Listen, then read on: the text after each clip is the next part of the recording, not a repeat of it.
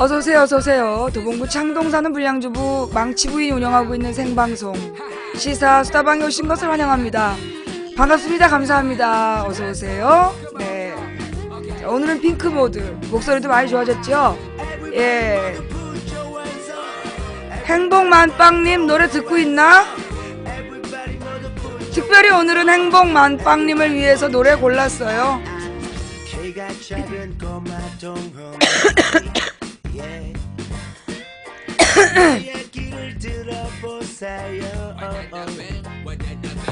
그렇게 사실 적시하니까 기분 좋던가요? 내가 다 봤어. 망부님은 짤막하지만 공사탕은 길어요.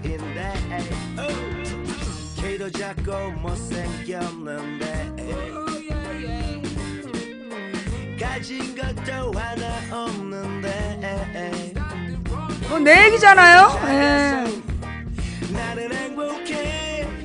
사실 적시죄로 확 블랙을 걸어버리려다가 너무 치사해 보여서 계속 갈굴라고.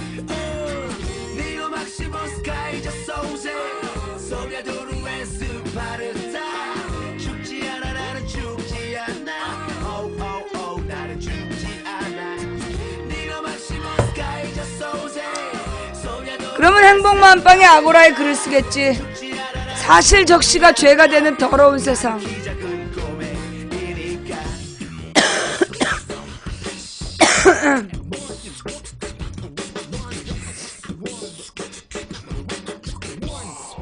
대선 때까지 갈궈야지.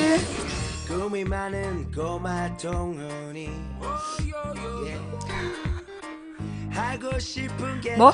사실 적시에 민감하신 분인데 잘못했네. 네가 더 나빠! 사실이 아니에요 라고 해줘야지. 뭐? 사실 적시에 민감한 분인데 저분이 잘못했네? 네가 더 나빠!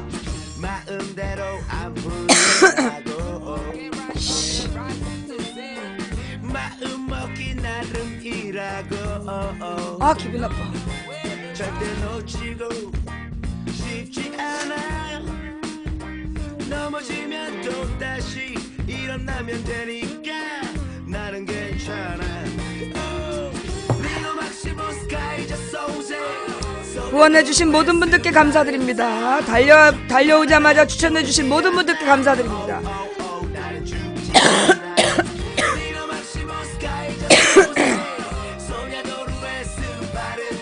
어서오세요, 어서오세요.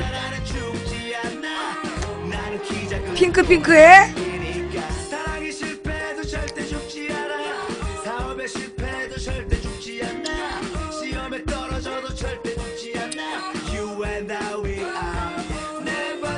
이 옷 처음 본 옷이라고요?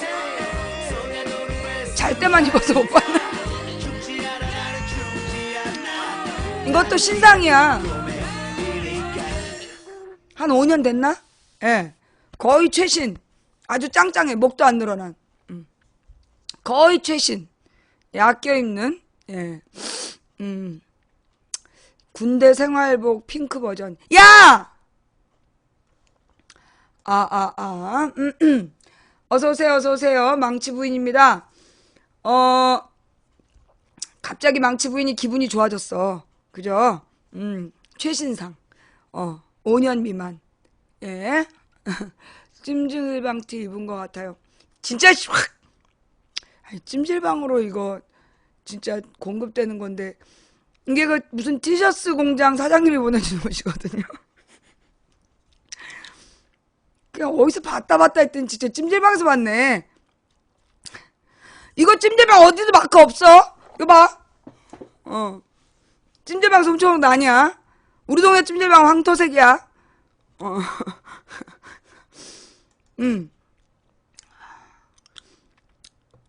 자, 어때요? 목소리가 그저께하고는 확 다르죠? 예. 일요일하고 화요일보다 목소리가 확 달라졌죠? 내가 뭐라 했어?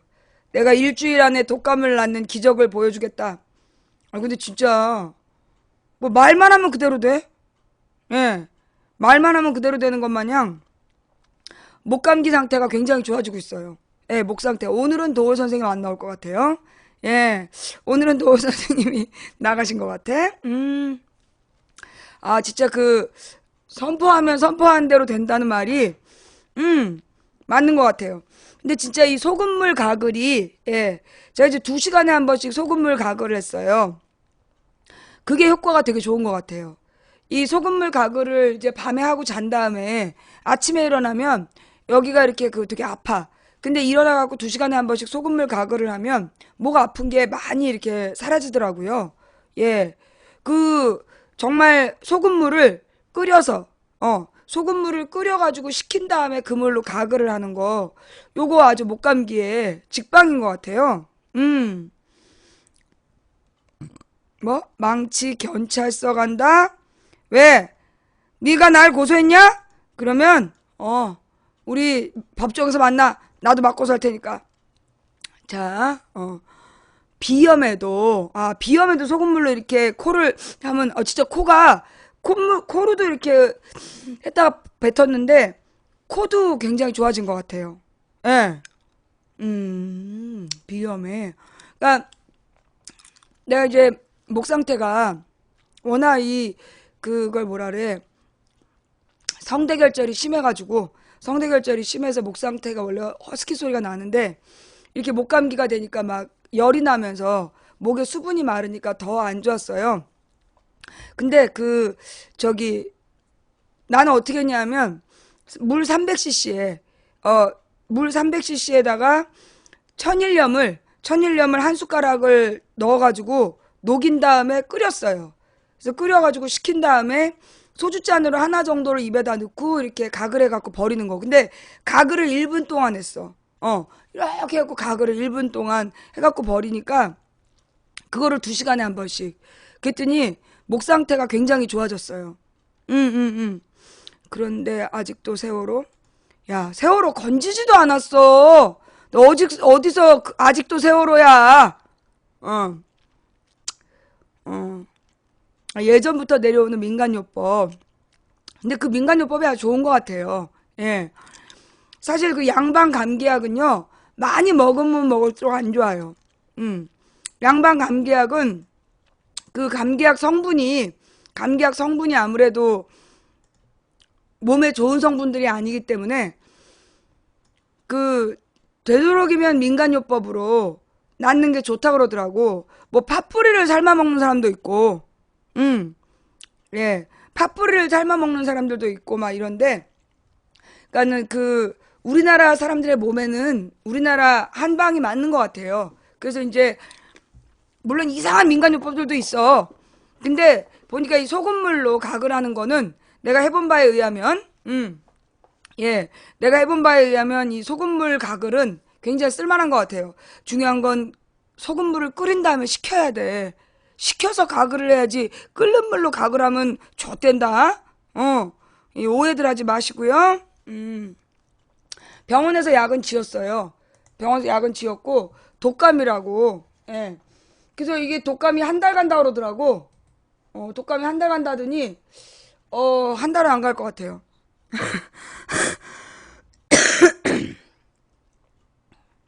자, 그 다음에 이제 내일은 우리 망치 부인의 시사수다방이 없습니다. 예. 금요일은 원래 정규 생방송을 하는 날인데 내일 우리 아프리카에서 BJ들 체육대회가 있대요. 아프리카 BJ 체육대회가 있는데 내가 사실은 그동안은 그런 데 잘 안 갔어. 아프리카 행사 같은 데 잘 안 갔는데 이번 선거 때 아프리카를 너무 괴롭힌 거야. 언론에서. 서수길 대표가 나 때문에 너무 고생하는 것 같아. 예. 그러니까 이제 아프리카에 대한 시비를 계속 걸고 있잖아요. 아프리카 직원들도 굉장히 많이 불려다니고 되게 고생을 많이 하는 것 같아갖고 미안해서 내가 내일은 형식적으로라도 얼굴을 가서 비춰야 되지 않을까. 이제까지 한 번도 안 갔어요. 나는 그런 게 있는지도 몰랐어. 근데 이번 처음이 아니래. 아육대가 뭐야? 하여튼 그래서 내일은 체육대회 하는데 내가 이제 직원들한테 나는 달리기 못한다. 나는 달리라 그러면 구르는 수밖에 없다. 그랬더니 안 달리셔도 될 것 같대. 젊은 사람들이 달리면 된다 그래서 나는 이제 이 스탠드를 지키면서 스탠드가 무너지지 않도록 스탠드를 지키면서 그 모바일 방송을 할게요. 뭐 응원 단장까지는 아니고 그 내가 응원하면 응원이 되겠어? 다 상대편으로 가지. 예. 이제 그래서 이제 내일은 체육대회를 갈 거고요. 그 다음에 또 이제 아프리카에서 직원들이 뭐라 그러나 BJ들한테 듣고 싶은 강의가 있는지 그거를 투표를 한대요. 예. 듣고 싶은 강의가 있는지 투표를 하는데 직원들한테 투표를 했더니 내가 1등이 나왔대. 강의 듣고 싶은 BJ 1등으로 사실인지 아닌지 모르겠지만 예. 좌우지간 투표를 해서 1등이 나왔다고 5월 18일 날 5월 18일 날 아프리카 직원들을 대상으로 하는 사내 강연에 근데 이제 가장 큰 어려움은 1시간만 강의를 하라고 그래갖고 1시간이면 입 푸는 시간인데 저기 입을 푸는데 1시간 걸리는데 1시간만 강의를 하라고 그래갖고 이게 조금 어려움이지 않을까. 예. 그래서 이제 아프리카 직원들을 대상으로 한 강연이고 방송을 해도 된다 그러더라고요. 예. 그래서 그날 이제 아침에 가서 점심 때 아프리카 강연을 하고 그리고 와서 5.18에는 방송은 할 거예요. 돌아오는 시간 운전해 갖고 와가지고 방송은 우리 정규 생방송을 조금 늦더라도 거기서 아마 1시에 출발하면 우리 집까지 한 2시 반 정도나 3시에 도착할 것 같은데 그러면 예 그때 이제 방송을 아프리카 사내 강연 가서 입 풀고 돌아와서는 본방송하는 걸로 할게요. 후원해주신 모든 분들께 감사를 드립니다. 미리 입을 풀고 가라고.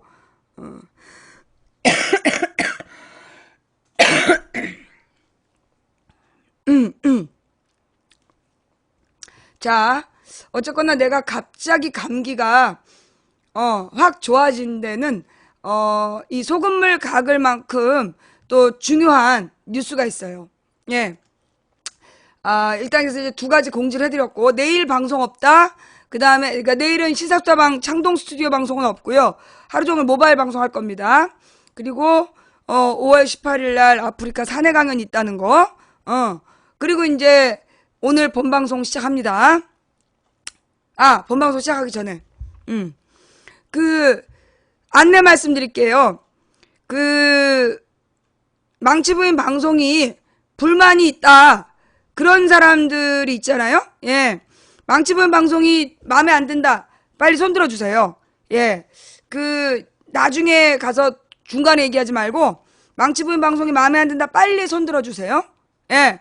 빨리 손 들어주시면, 제가 빨리 쓰고 지나갈게요. 안 낚이는 거야? 알았어. 그럼 채팅창을 보고 정리하도록 할게요. 예. 아프리카 방송은, 예, SNS 방송이에요. 소셜 네트워크. 예. 소셜 네트워크 서비스는, 내가 관계 맺고 싶은 사람들하고 관계 맺는 거예요. 따라서, 망치부인 방송이 마음에 안 드는 사람은 블랙을 걸 수 있는 권리가 망치부인에게 있습니다. 그래서, 나한테 이렇게 시비 걸면, 나는 전부 다 블랙 걸 거야. 내 방송이 마음에 안 들면, 듣지 마. 망치부인 방송이, 마음에 안 들면, 절대 듣지 마. 그리고 뭐, 장난으로 발 들었어요. 시끄러. 네가 장난으로 발을 들었는지 개인지 어떻게 알아. 우리 방송은 이 고양이랑 개도 많이 듣고 있기 때문에 발 든 애들도 모두 블랙이야. 풀어달라는 얘기하지 마. 대선 끝날 때까지 안 풀어줄 거야.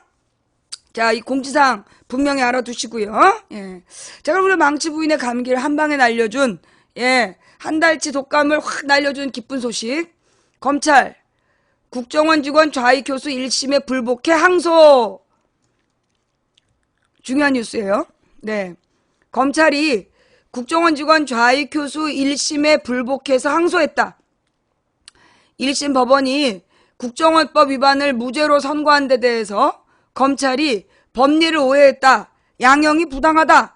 이렇게 해서 항소하기로 했답니다. 우선 여러분 덕분입니다. 예, 여러분께서 그 항소하게 해달라고 많은 민원을 넣으셨나봐요. 예, 또 많은 기자분들이 많은 언론사에서 좌익 교수 1심의 문제점을 계속해서 보도를 하니까 우리 석효파 방송에서도 댓글이 다 나왔잖아요. 그러다 보니까 검찰에서 항소를 안 할 수 없었던 것 같아. 아무래도 이제 이 검찰의 윗선이 박근혜다 보니까 박근혜 눈치를 보느라고 항소가 쉽지 않았을 텐데, 그럼에도 불구하고 항소를 결정한 검찰 이정배 검사님께 감사하다는 말씀 전하면서 기사 읽어볼게요. 좌익 교수라는 필명으로 대선 국면에서 특정 후보를 비판한 글을 인터넷에 올린 혐의로, 즉 국정원법 위반 및 모욕죄로 기소됐다가 국정원법 위반 무죄 판결을 받은 국가정보원 직원 A씨 사건에서 검찰이 항소하기로 했다. 서울중앙지검 공안 2부 이성규 부장검사는 27일 법리 오해와 양형 부당을 이유로 항소하기로 했다며, 선거운동에 고의가 있느냐 없느냐에 관한 사실 오인도 항소 이유에 포함된다고 밝혔다. A씨는 12년 대선 전후 인터넷에 선거운동으로 여겨지는 글을 10차례 올린 혐의로 지난해 11월 재판에 넘겨졌다. 인터넷 방송에서 망치부인이라는 별명으로 시사 프로그램을 진행하던 이경선 씨 부부와 딸을 비방한 글을 반복적으로 올려 모욕 혐의도 적용됐다. A씨의 글 중에는 5.18 광주 민주화운동을 폭동으로 표현하는 등 호남을 비하하는 내용도 있었다. 이날 21일 서울중앙지검 형사 5단독 이창경 판사는 A씨가 과거부터 선거와 무관하게 여러 정치인을 비방해왔고 말이 안 돼. 선거와 관련해 작성한 댓글 수가 많지 않다. 특정 후보를 낙선 또는 당선시키기 위한 계획적 능동적 행동으로 볼 수 없다며 국정원법 위반 혐의에 무죄를 선고했다. 다만 이씨 가족을 모욕한 혐의는 유죄로 인정해 징역 6개월에 집행유예 1년을 선고했다라고 되어 있는데요. 예, 좌우지간 이 국정원 직원 좌익 교수의 국정원법 위반 혐의는 이걸 1심 법원에서 무죄로 판결했는데, 여기에 불복해서 검찰이 다시 항소하기로 했다. 자,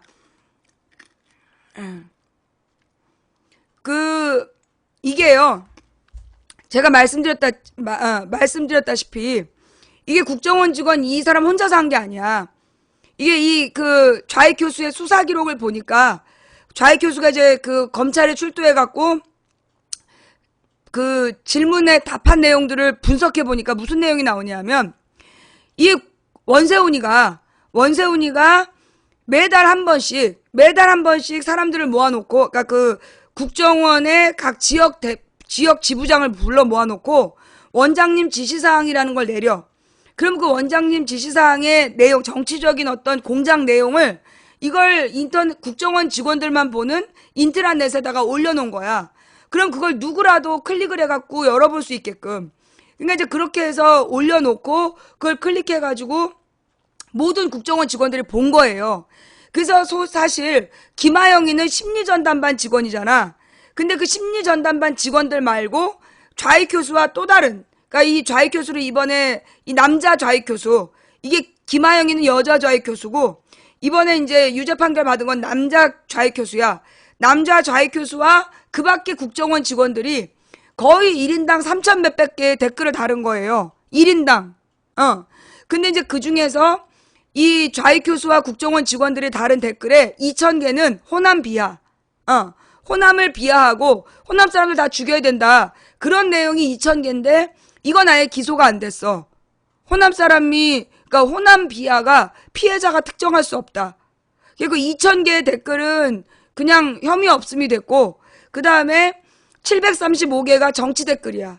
그리고 우리 망치부인 가족에 대해서 욕한 게 56개고, 그래서 이제 망치부인 가족에 대한 것만 처벌하고, 예, 망치부인 가족에 대한 것만 유죄로 나오고, 나머지 국정원법 위반, 선거 개입은 무죄로 나왔는데, 검찰이 다시 이거는 유죄다.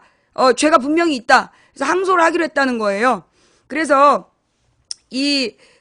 국정원 직원 좌익 교수 사건이 다시 2심 법원으로 넘어가게 됐다. 자, 제가 얘기했잖아요. 국정원 3년 안에 해산된다. 제가 국정원 3년 안에 해산될 거라고 선포했는데 그것도 될 것 같아요. 지금 이 독감이 독감이 제가 이제 일주일 안에 독감이 나을 거다 이렇게 얘기했더니 지금 낫고 있잖아요. 네, 지금 낫고 있는 걸로 봐서 이 국정원 3년 안에 해체된다 이 선언이 실현이 될 것 같아요. 우리 신랑이 말이에요. 예, 우리 신랑이 사실 이제 그동안에 이제 나에 대한 믿음이 많이 약해져 있었어. 나에 대한 믿음이 많이 약해져가지고 내가 이번에 여소야대 된다. 그리고 저기 뭐야 더민주가 120에서 130석 할 거다 그랬을 때 되게 비웃었거든요. 왜냐면 이제 우리 신랑이 계속 지금 국민의당 쪽 지지율이 계속 올라가고 있다. 국민의당 쪽으로 움직이는 사람들의 표시가 되게 강해지고 있다는 얘기를 매일 했어.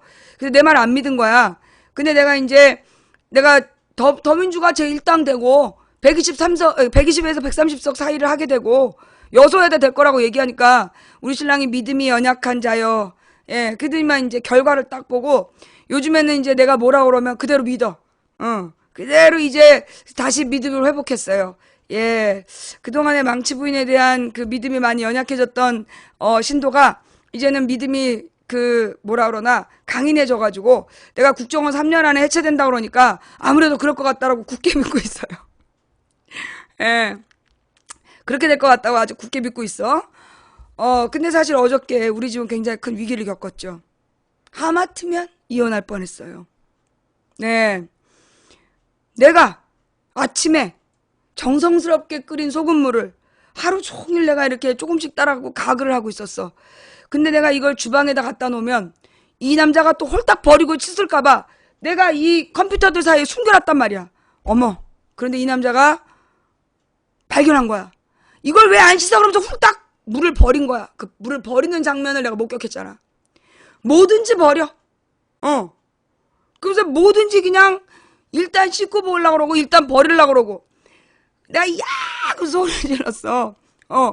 내가 정성스럽게 끓여놓은 소금물인데 그걸 네가 버렸지. 그러면서 막 했더니 너무 당황을 한 거야. 근데 우리 딸이 그때 나와가지고 이렇게 보는 거야. 그래, 갈라서 난 아빠 따라갈 거야. 나쁜 년. 예, 그래, 갈라서 난 아빠 따라갈 거야. 그 말 한마디에 비굴하게 나는 들어가서 잤어. 아주 그냥 이 양김씨 이 못된 기집애가 지가 아빠 따라간다 그러면 내가 지 아빠를 구박하지 못할 거라는 거 알고 내가 진짜 아들 하나 더 낳았어야 됐어. 내 편을 만들었어야 됐는데 이 양김씨의 진짜 이 연대전선에 좌우지간 그래서 이혼의 위기를 간단히 넘겼어. 하여튼 예, 좀 아까 우리 딸내미가 그 시험이 끝났다고 반바지를 입고 놀러 나가는데 다리 길이가 내 허리만 해. 그래서 내가 막 상심을 했어. 근데 행복만빵이 채팅창에다 그렇게 쓰고 있더라. 망치 부위는 짤막하지만 콩사탕은 길어요 이렇게. 내가 아까 초반에 갈구고 안 갈구일 줄 알았지. 틈나는 대로 갈구일 거야. 반바지 입은 다리 길이라가 내 허리 길이 같길래 내 허리 높이길래 마음 상해가지고 딱 리방하러 왔더니 재방송에서 그렇게 쓰고 있더라. 망치 부위는 조금 짤막하지만 콩사탕은 기럭지가 길어요 이러면서 내가 다 봤어. 사실적시죄로 블랙을 걸려다가 참았다니까. 드럽고 치사하게 사실적시를 처벌할 수는 없잖아. 내가 박근혜도 아니고. 계속 갈궈야지. 하여튼 좌익교수, 국정원 직원 좌익교수가 국정원법 위반을 무죄를 받았던 1심 판결에 불복해서 검찰이 항소를 하기로 한 것은 여기 우리 망치부인방 시청자 여러분들의 염원과 그리고 모든 언론사에 물론 JTBC 그다음에 경향신문 한겨레 그리고 또 이 미디어 오늘 많은 이제 언론사 기자분들이 이 좌익 교수의 문제를 계속 보도해 주신 덕분에 그래서 검찰이 박근혜의 눈치를 보면서도 항소할 수 있는 어떤 명분을 가졌던 게 아닌가, 매우 다행이라는 생각은 드는데요. 이게 이제 1심 판결의 문제가 뭐였냐면, 1심 판결의 문제가 그 좌익교수, 남자 좌익교수 개인의 범죄, 남자 좌익교수 개인이 망치부인 가족을 괴롭힌 것처럼 그렇게 판결했단 말이야. 근데 나는 거기에 반대한다고. 이거는 이 사람이 하고 싶어서 한 게 아니라 그 국회에 신경민 의원실이었나 그 하여튼 정보위원회 국회의원들 중 누구한테서 나온 얘기인데, 국정원 간부가 와서 이 남자 좌익교수가 자기도 억울하다 그런 얘기를 했다는 거야. 국정원장이 시켜서 한 건데 왜 자기만 이렇게 처벌받아야 되냐고 억울함을 토로한 적이 있다. 이게 이제 국정원 어떤 간부가 국회 정보위원회 국회의원들한테 한 이야기래요. 예. 그러니까 이제 이게 지시에 따라서, 원세훈의 지시에 따라서 했던 내용이야. 그러니까 봐봐. 원장님 지시사항을 심리전담반이 아니라 모든 국정원 직원들이 볼 수 있도록 띄워놨다. 그 얘기는 뭐예요? 그걸 보고 그대로 심리작업 하라는 뜻이야. 그러니까 이 남자 좌익교수 말고 그 원세훈 비서실에 있던 또 놈을 비롯해서 네 마리 국정원 직원, 현재까지 밝혀진 게 네 마리야. 그 네 마리 국정충이 근무 시간에 그런 악플을 다룬 거 아니야.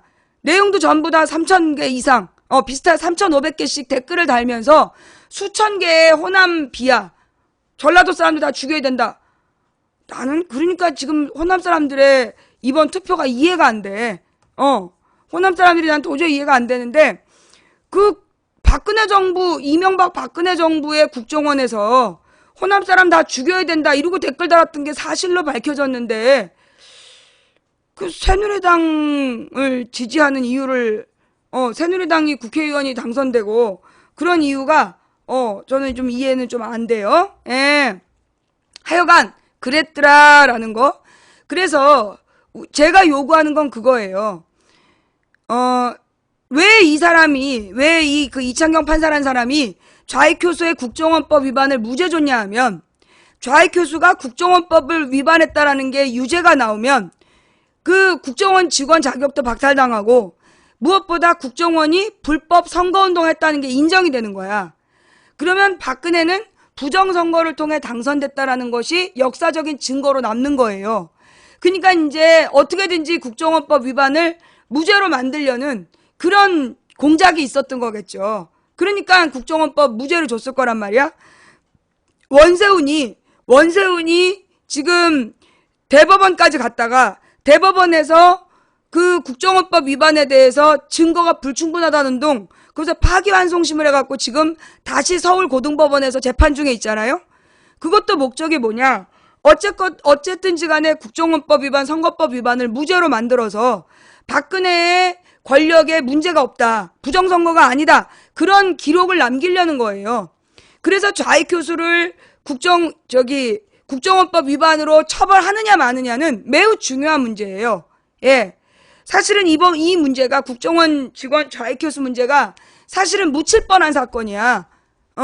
2013년에 완전히 묻힐 뻔한 사건이었는데, 내가 2013년 10월 달에 고소하고, 그리고 계속해서 방송으로 3년을 싸운 거 아니야. 그러면서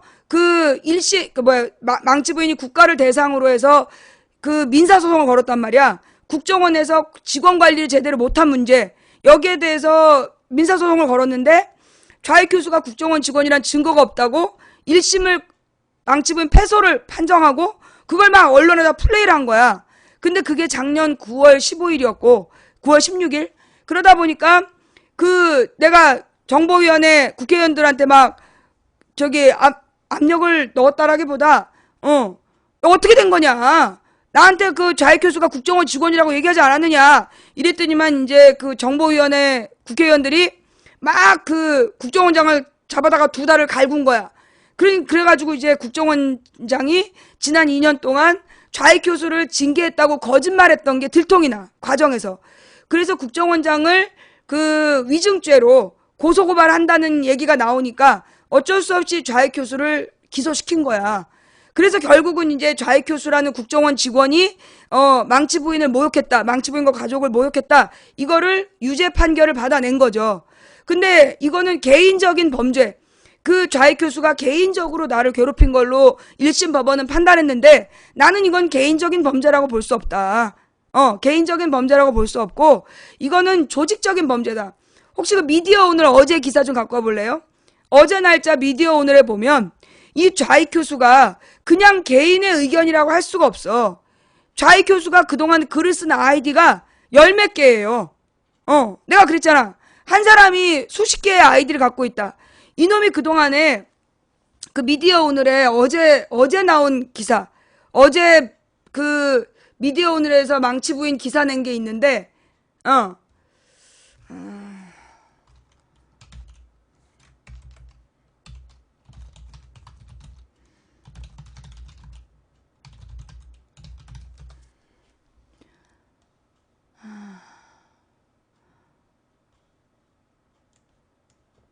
이거다. 좌익교수 국정원 사무실에서 댓글 조직적 범죄. 요게 이제 제가 그 조현호 기자한테 내가 이제 직접 이거를 인터뷰를 한 내용이에요. 망치 부인 이경선 씨 좌익교수 일부 유죄에 모욕죄만 인정. 말도 안 된다. 국가의 책임을 묻겠다. 이제 어저께 인터뷰한 내용인데 오늘도 또 추가 인터뷰를 했어요. 오늘도 또 이제 기사가 나올 것 같은데 기사 나올지 안 나올지 모르겠고 2012년 당시 대선 당시 문재인 후보 및 좌파와 호남 특정 여성 망치 부인 이경선 씨 모녀를 지속적으로 비하하는 댓글을 게재한 혐의로 기소된 국가정보원 직원 이른바 좌익교수가 유죄 판결을 받았다. 좌익교수가 국정원 직원이란 사실을 법원이 인정하고 법적 책임을 물었다는 평가와 함께 개인의 일탈로 몰아가려 한 판결이라는 비판도 나오고 있다. 근무 시간에 댓글을 작성했을 뿐 아니라 원세훈 전 원장 지시사항을 읽은 적이 있는데도 조직적 범죄 가능성을 따져보지 않았다는 지적이다. 이게 되게 중요한 거예요. 원세훈의 지시사항을, 원세훈의 원장님 지시사항을 모든 국정원 직원이 다 열어볼 수 있게 인트라넷에 특별하게 올려놓은 거야.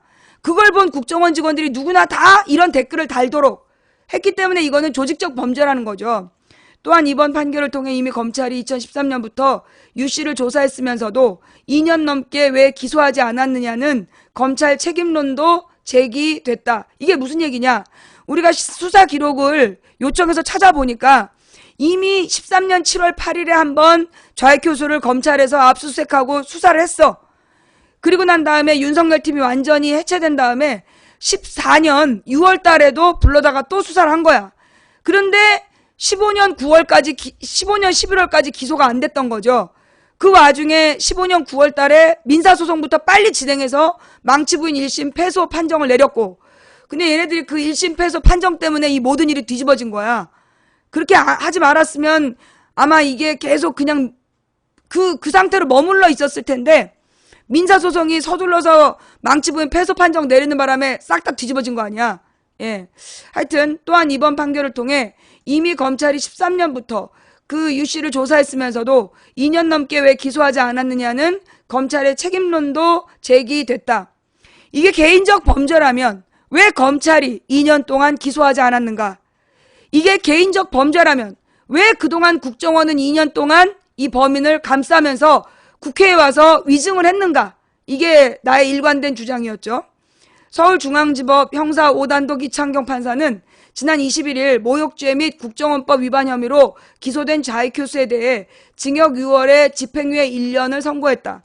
이 판사는 유 씨의 혐의 가운데 모욕죄만 인정했을 뿐 국정원법 위반 혐의 등은 무죄로 판단했다.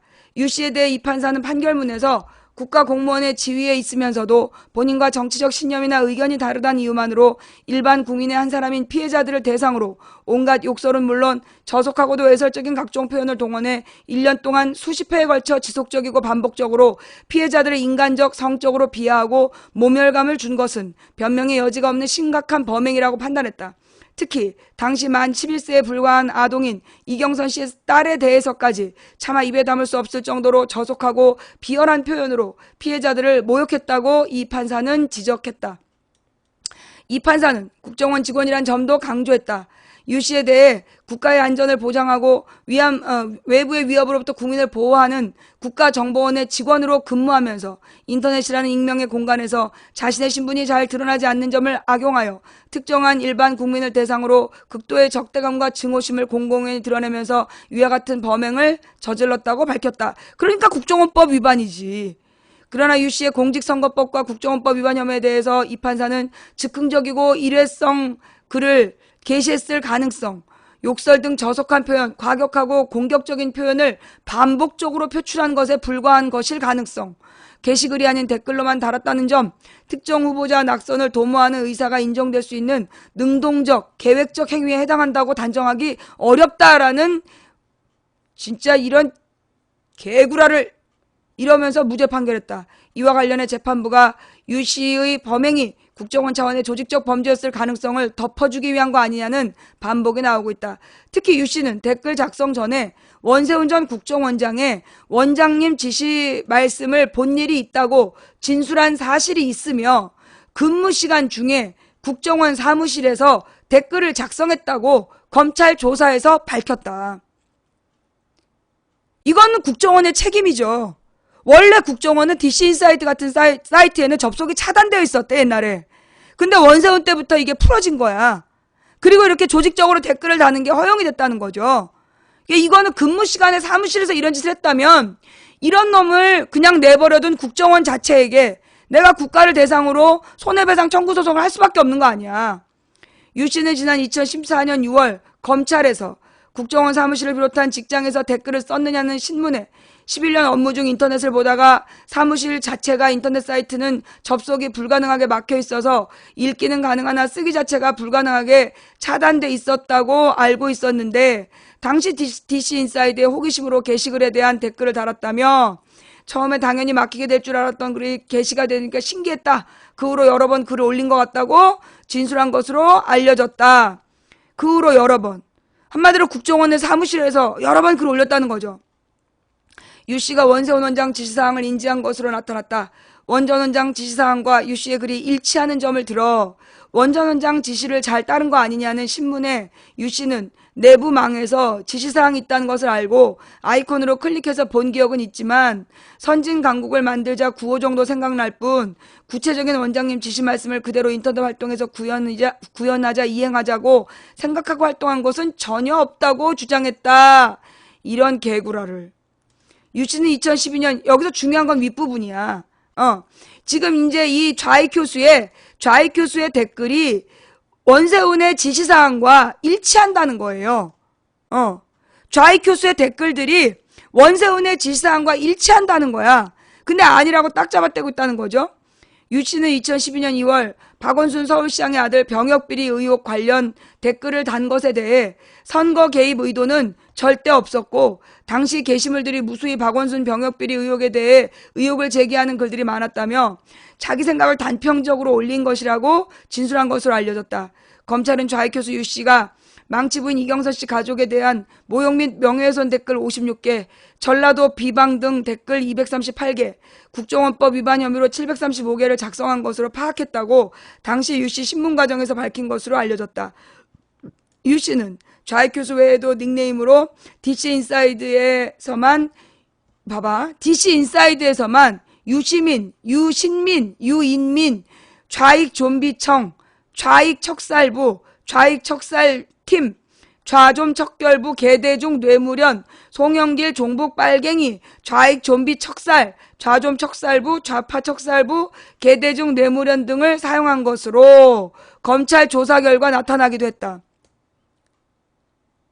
이런 이름으로 글 썼던 놈들이 그래서 나한테 악플 다는 것도 다 저런 이름으로 달았어. 이게 개인의 일탈이냐고. 이거는 개인의 일탈이 아니라 의도를 가지고 일삼아했다는 얘기죠. 안 그래요?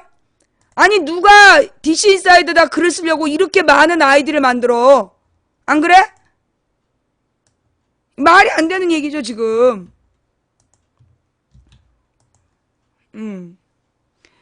사정이 이런데도 재판부는 이경선 씨에 대한 모욕죄만 인정한 것이다.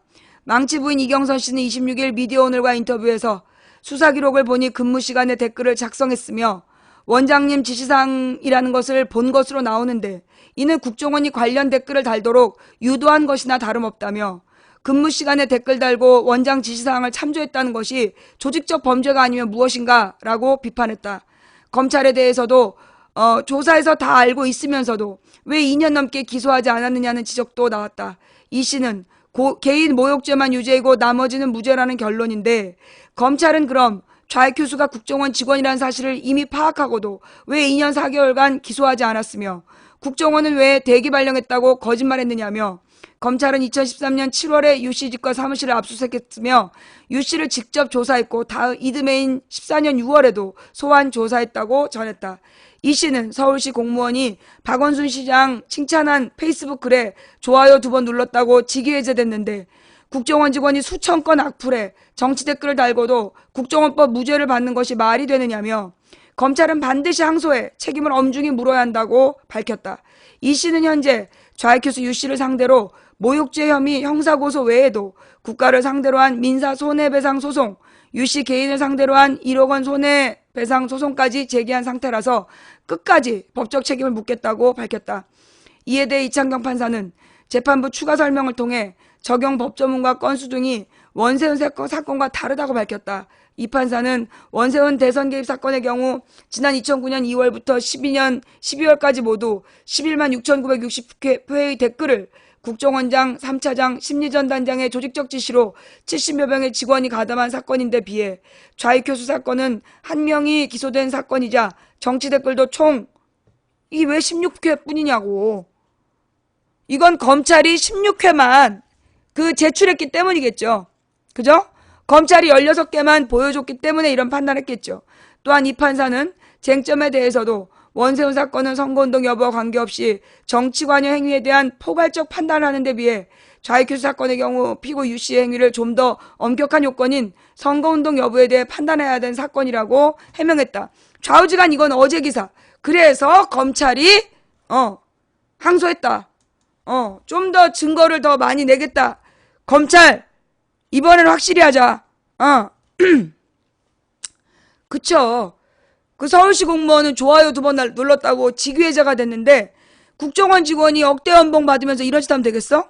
말도 안 되는 거지? 자, 그래서 오늘의 첫 번째 이야기, 검찰이 좌익 교수를 항소했다. 이건 여러분의 승리이기도 하다. 여러분이 모두 다 같이 기도해 주시고 민원 탄원서 내주시고 그리고 기자분들이 취재해 준 덕분에 이 좌익 교수를 항소시키게 됐다.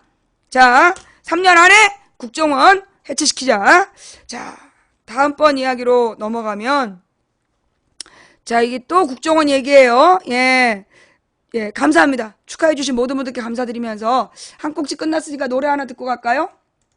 그 다음에 이제 망치 부인이 지금 이제 한 일주일 방송 쉬는 동안 옛날 방송을 찾아보신 분들이 머리 깎고 훨씬 사람 됐다 다 그러는 거야. 머리 깎고 사람 됐다고. 아니 뭘 그렇게 또 사람씩이나. 자, 그래서 이제 우리 망치 부인 오늘 또 이제 힘차게 방송 중에 있습니다. 다음 이야기로 넘어갈게요. 두 번째 이야기. 국정원장 어버이연합 재조사하겠다. 이거 무슨 얘기일까요? 예. 국정원과 연결되는 어버이연합, 국정원장 어버이연합 재조사하겠다.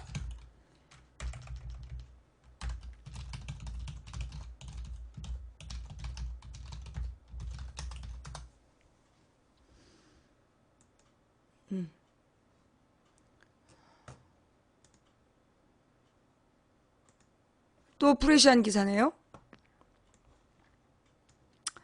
국정원장 어버이연합 재조사하겠다. 국정원 어버이연합과 관계없어. 총선 전 탈북 공개 선거용 아니야. 뭐 이렇게 주장을 했다는 얘긴데요.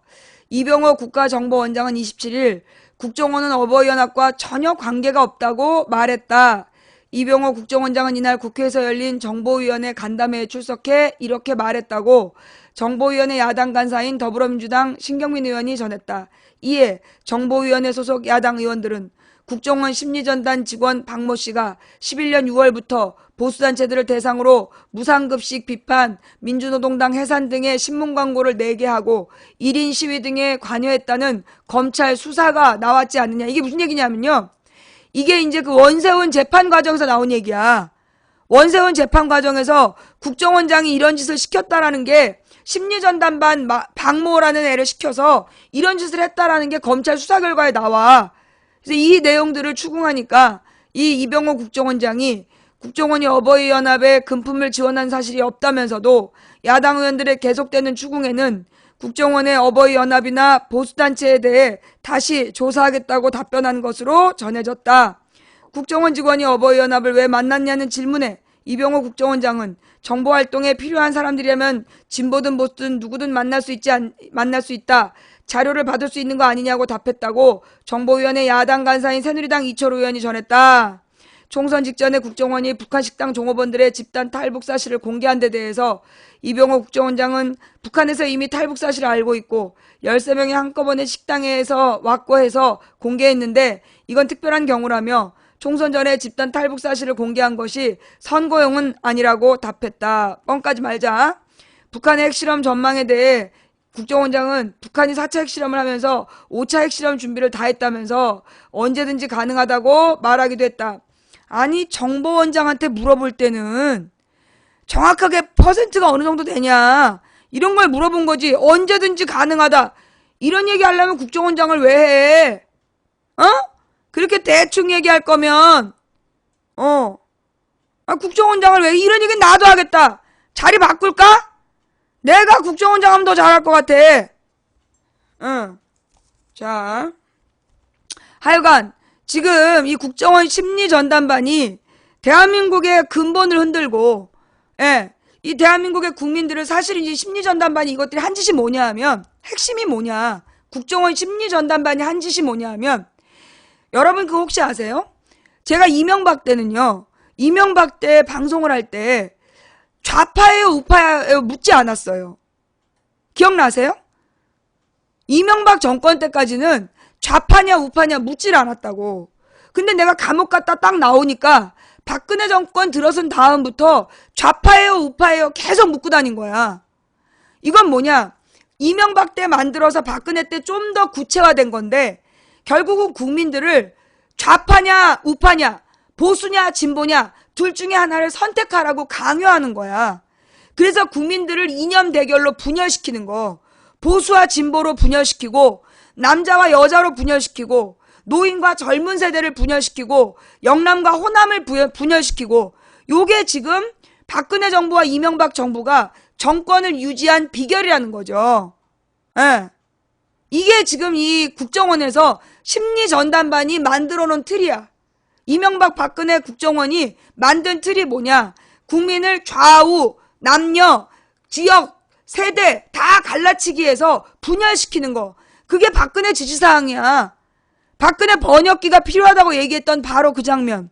우리가 할 수 있다는 강한 신념을 가지고 분열시켜야 된다. 그게 헛소리가 아니라 그게 박근혜가 자기가 집권할 수 있는 자기가 영구 집권할 수 있는 유일한 길은 국민을 분열시키는 거다. 그래서 보수냐 진보냐로 계속 갈라치기를 하는 거야. 그러니까 망치 부인이 계속 주장하는 게 뭐예요? 우리에게 필요한 건 근데 사실 우리 국민들의 마음에는요. 누구에게든 보수적인 성향과 진보적인 성향이 공존해요. 가령 뭐 동성애에 대해서 나는 별로 안 좋게 생각해. 그건 보수적인 성향이야. 동성애 할 수도 있지. 그 진보적인 성향이에요.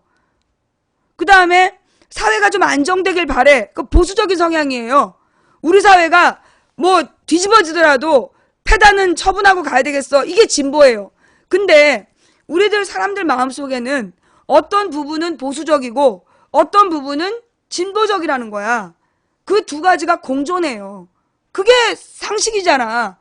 안정적으로 유지되길 바라면서도 잘못된 건 개선되길 바라는 마음. 그래서 우리 마음은 보수와 진보가 섞여 있단 말이에요. 근데 지금 이명박 박근혜는 끊임없이 우리에게 보수냐 진보냐를 선택하라고 그걸 막 강요를 하고 있단 말이야. 그건 그래서 보수는 보수대로 진보는 진보대로 편을 먹고 싸워야 된다. 왜 그런 구도를 만드느냐 하면 보수는 단결하지만 진보는 절대 단결하지 못하기 때문에. 박근혜 이명박의 국정원 심리전단반이 왜 보수와 진보로 갈라치려고 하느냐 하면 보수는 이익을 중심으로 똘똘 단결하지만 진보는 단결이 어렵다는 거야. 그걸 노리는 거야. 진보는 분열로 망한다는 얘기가 있는 것처럼 진보 세력은 다 자기 색깔을 드러내기 때문에 하나로 뭉칠 수 없다. 그러니까 보수와 진보로 갈라치면 계속해서 보수 정권이 유지된다. 그렇게 판단한 거예요. 그래서 우리가 그런 판에 놀아나면 안 된다. 그런 거죠. 예.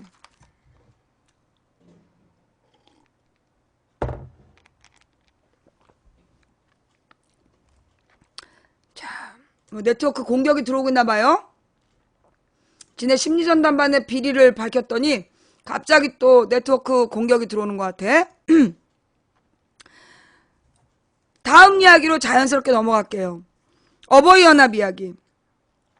자,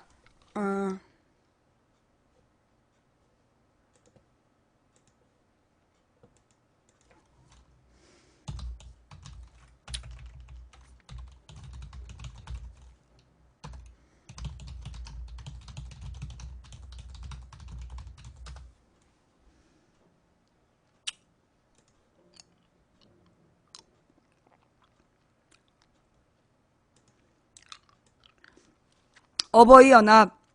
청와대 행정관이 집회 지시한 거 맞지? 무슨 얘기일까요? 시사저널이 녹취록을 추가로 공개했대요. 더민주 관련 상임위원회 소집 요구. 대한민국 어버이 연합이 청와대의 집회 지시 논란에 대해 허현준 행정관이 지시했다고 밝힌 녹취록 일부가 추가로 공개됐다. 시사주간지 시사저널은 27일 청와대의 보수집회 개최 지시에 대한 증언을 접한 후 수차례 확인 작업을 거쳤다며 추선희 어버이연합 사무총장과 김미화 탈북 어버이연합 대표와 나눈 대화 일부를 추가로 공개했다. 시사저널이 공개한 4월 20일 녹취록을 보면 허 행정관이 지시를 한 건 맞잖아요. 팩트잖아요. 라는 기자의 질문에 추 사무총장은 말 그대로 지금 이 시민단체들 다 걔 손에 의해서 움직이는 거 맞지? 말 그대로 지금 이 시민단체들 다 걔 손에 움직이는 건 맞지? 라고 답하는 게 나온다. 그는 다른 단체에서도 다 아는 내용이라는 거죠? 라는 기자의 질문에도 다 알지 걔네들. 지네들끼리도 경쟁 붙었으니까 라고 답했다. 집회 개최를 지시한 것으로 지목된 허현준 청와대 국민소통비서관 행정관과 추 사무총장은 청와대 지시서를 부인해왔다.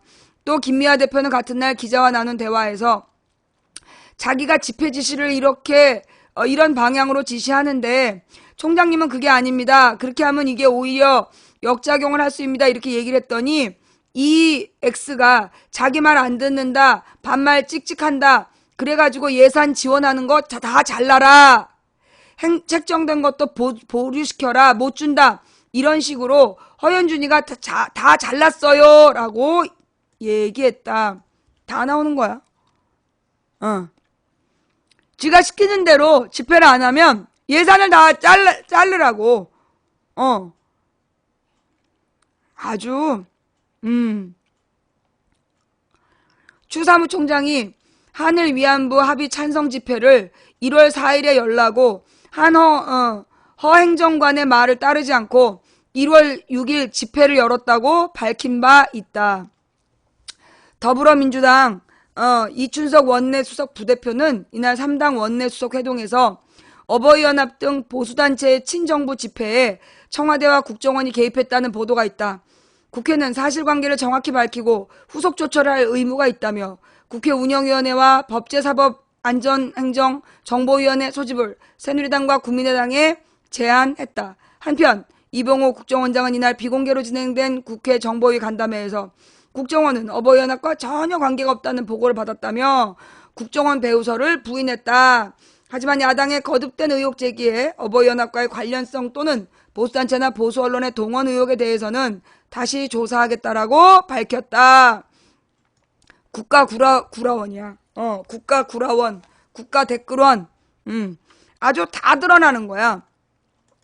이 어버이연합 문제가요. 예.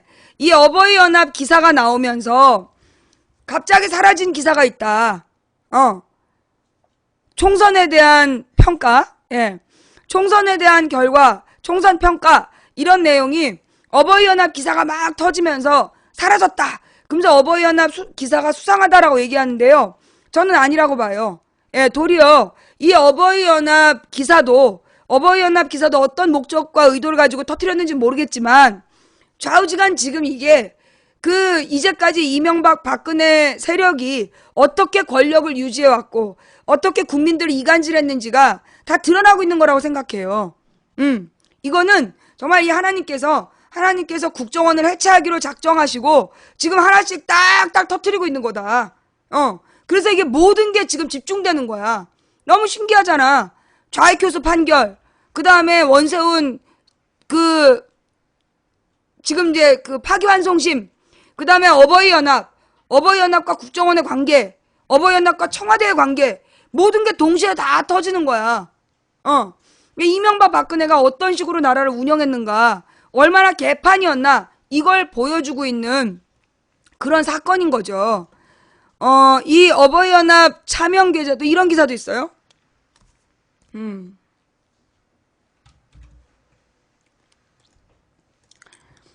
그 다음에 어버이연합과 재벌들도 연관되어 있다. 전경련과의 관계가 일단 처음 밝혀졌잖아요. 어버이연합과 전경련의 관계가 밝혀졌는데 또 이런 얘기가 있었어. 어버이연합 차명 계좌에 CJ와 SK 등 대기업도 송금. 이게 뭐겠어. 지금 다 드러나는 거야. 우리나라에 이 국정원과 청와대와 어버이연합 등등이 대기업이 연관되어 있다는 모든 비리가 다 드러나고 있는 거예요. 정말 기가 막히죠? 예. 전경련으로부터 수억 원을 입금받은 베델 선교재단 계좌 내역에서 CJ와 SK 등 대기업 명의의 입금 내역이 포착됐다. JTBC 보도에 따르면 13년 8월 6일 어버이연합 차명 계좌로 지목된 베델 선교재단 계좌에서 CJ 주식회사 명의로 1,000만 원이 입금됐다. 또 14년 4월 22일에는 SK 하이닉스 명의로 5천만 원이 입금된 사실도 전했다. 이는 12년부터 14년까지 3년 동안 전경련으로부터 5억여 원을 받은 어버이연합이 일부 대기업들에게도 후원금 명목으로 돈을 받았었다는 의혹이 제기되는 부분이다. CJ 측이 돈을 입금한 시점은 이재현 회장이 구속 수감 중일 때였으며 당시 어버이연합은 종북 CJ 규탄 시위를 벌였다. 이를 두고 일각에서는 대기업들이 어쩔 수 없이 거기에 후원금을 입금한 거 아니냐는 분석도 나오고 있다. 이와 같은 사실이 확인될 경우 CJ와 SK는 도덕적 지탄은 물론 법적 책임 여부까지 논란이 될 것으로 보인다. CJ하고 SK한테 왜 입금했냐니까 그 회사 앞에 와서 항의하겠다고 그래가지고 그 회사 앞에 와서 시위하겠다고 협박을 받아서 입금했다. 왜 오늘 아침에 라디오에 나온 얘기예요. 그리고 이 조폭이냐 그런 얘기까지 나왔다는 거죠. 그 다음에 또 다른 뉴스가 있어요. 미국판 어버이연합 재양 군인회에서 뒷돈됐다. 그러니까 13년, 14년에 미국에서 민주시민들이 집회를 하면 막 미국판 가스통 할아버지들이 나타나갖고 막 행패를 부렸단 말이야. 근데 그 사람들한테 돈을 댄 게 재양군인회래. 예. 그런 뉴스도 있으니까 한번 찾아갖고 와보세요. 자, 이게 무슨 얘기냐. 이승만, 박정희, 전두환, 노태우? 전두환 때까지지. 이승만, 박정희, 전두환, 그리고 이명박, 박근혜. 요 5 정권은 실제로 관제 데모라는 걸 이용한 거야.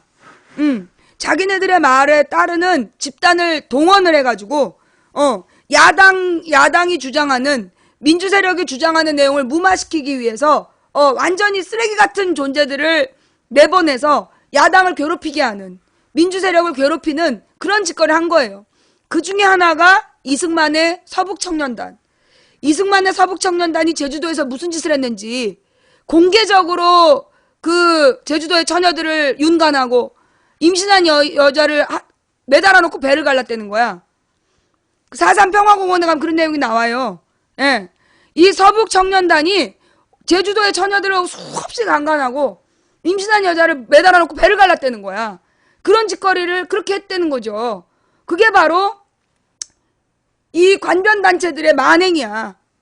관변단체들의 만행이야. 그러니까 4.3 평화공원에 꼭 가보셔야 돼요. 기가 막히는 일들이 벌어졌어. 영화 지스를 보면 나와요. 예. 영화 지스를 관심 갖고, 예, 찾아봐 주시길 바랍니다.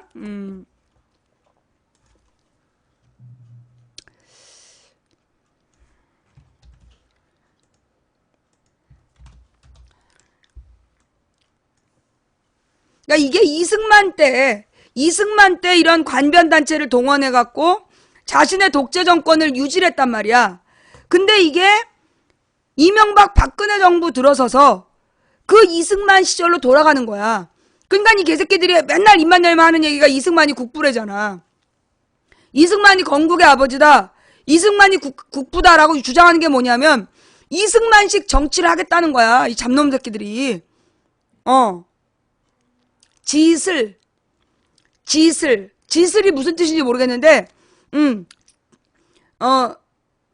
지자, 지혜롭다 할 때 슬기롭다 할 때 지슬,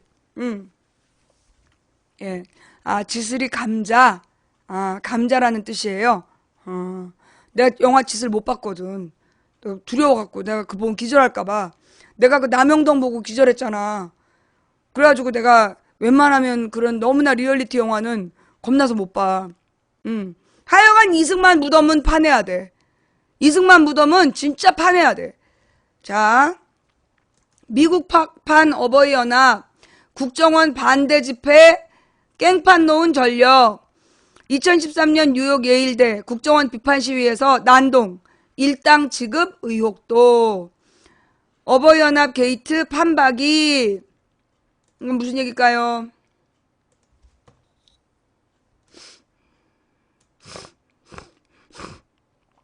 대한민국 어버이연합이 탈북자를 동원해 정권 비판적인 집회에 맞불 시위를 놓은 것처럼 해외에서도 안보단체의 비슷한 형태가 도마에 오르고 있다. 재외동포 사회에선 안보단체들이 도를 넘어 집회를 방해하고 있다고 비난하며 돈을 주고 알바를 동원한 의혹도 제기한 상태다. 정권 비판적인 집회를 막기 위해 조직적으로 해외 안보단체가 동원되고 이들 단체의 지원 및 운영자금 역시 집회 동원에 쓰이고 있다는 의혹이다. 대표적인 사례는 지난 13년 12월 7일 미국 예일대 교정에서 동포 40여 명이 시위 허가서를 제출하고 국정원 선거 개입 사건을 비판하는 시위를 벌이는 도중 군복을 입은 무리들이 집회 참가자의 태극기를 뺏고 욕설을 하고 몸싸움을 벌인 일이다. 딱 이승만 때 서북청년단 하는 짓거리죠. 당시 사건은 뉴욕 경찰이 집회 시위를 방해했다고 보고 군복을 입은 사람에게 수갑을 채우려고 시도하는 영상이 인터넷에 공개되면서 화제를 모았다. 군복을 입은 사람은 경찰의 체포 움직임에 두 손을 모아 비는 모습까지 보였다. 집회 시위를 방해한 사람은 노명섭 뉴욕 재향 군인회장과 재향 군인회 소속 회원들이었다. 뉴스 프로는 재향 군인회 등 해외 안보단체들이 $100의 사람을 고용하고 조직적으로 집회를 방해하고 있다는 의혹을 제기하면서 뉴욕의 경우 해군 장교 출신의 MC의 구자로 재향 군인회에 돈이 입금되고 있다고 밝혔다. 한국 정부가 미국 한인들의 촛불 시위를 끄기 위해 재향 군인회 해병 전우회 등을 동원하며 불법적으로 자금을 지원하고 있는 것이라고 보도한 바 있다. 이 얘기구만. 뭐요? 뉴스 프로라는 곳에서 재향군인회 등 해외 안보단체들이 $100의 사람을 고용하고 조직적으로 집회를 방해하고 있다는 의혹을 제기하면서 뉴욕의 경우는 해군 장교 출신 MC의 구자로 재향군인회에 돈이 입금되고 있다라고 밝혔다. 한국 정부가 미국 한인들의 촛불 시위를 끄기 위해 재향군인회 해병 전우회 등을 동원하며 불법적으로 자금을 지원하고 있는 것이라고 보도한 바 있다. 동포사회 사정에 밝은 한 관계자는 통화에서 국정원 댓글 사건 이후 재외동포 시위 현장에 해당 지역 재향 군인의 사람들이 군복을 입고 맞불을 놓고 시위를 방해하는 사례가 많다. 일당을 받고 움직인다는 얘기는 동포들 사이에서 유명하다고 말했다. 실제 집회를 방해한 사람이 자신이 일당을 받았다고 깜짝 발언을 내놓으면서 의혹은 짙어졌다. 아, 근거가 뭐냐 했더니 이거구만. 15년 9월 뉴욕의 맨해튼에서 열린 국정원 선거 개입 사건을 규탄하는 집회에 군복 차림의 한 무리들이 거리 행진을 쫓아다니고 욕설을 하는 등 집회를 방해하는 일이 벌어졌다. 그런데 군복을 입은 사람과 대화에서 자신이 $100 일당을 받고 집회를 방해하러 나왔다고 털어놨다고 관련 내용은 주최 측이 찍은 카메라에 고스란히 담겼다. 그는 $100씩 받는다. 녹음 잘 되고 있나라며 당신들은 돈도 안 받고 피로 맹세한 공산당한테 맹세한 사람들이다. 돈 주면 나라한테 바치니까 I don't care. 일당 받아도 상관없다. 내가 책임을 질게. 자기가 한 말은 자기 책임을 질게. 자기 언행에 대해서 책임을 져야 한다고 말했다. 집회 동원 의혹의 중심엔 재향군인회가 있다. 재향군인회는 22개 해외 지회를 두고 있고 이들 단체의 운영비를 전달하고 있다. 재향군인회 해외 지회의 운영자금은 본회의 지원과 별도로 해당 지역 총영사관의 지원이 상당한 것으로 알려져 있다. 지난해 12월 23일자 워싱턴 중앙일보에 따르면 워싱턴 안보단체협의회는 강도호 총영사에게 안보단체 지원에 감사한다며 향군 공로휘장을 수여했다. 14년 LA 시민안보단체협의회 회원 40명은 LA 총영사관을 찾아 최근 총영사관 앞에서 펼쳐졌던 세월호 추모식이 총영사관의 방치로 반정부 운동으로 변질됐다며 총영사관의 지원을 요구했다.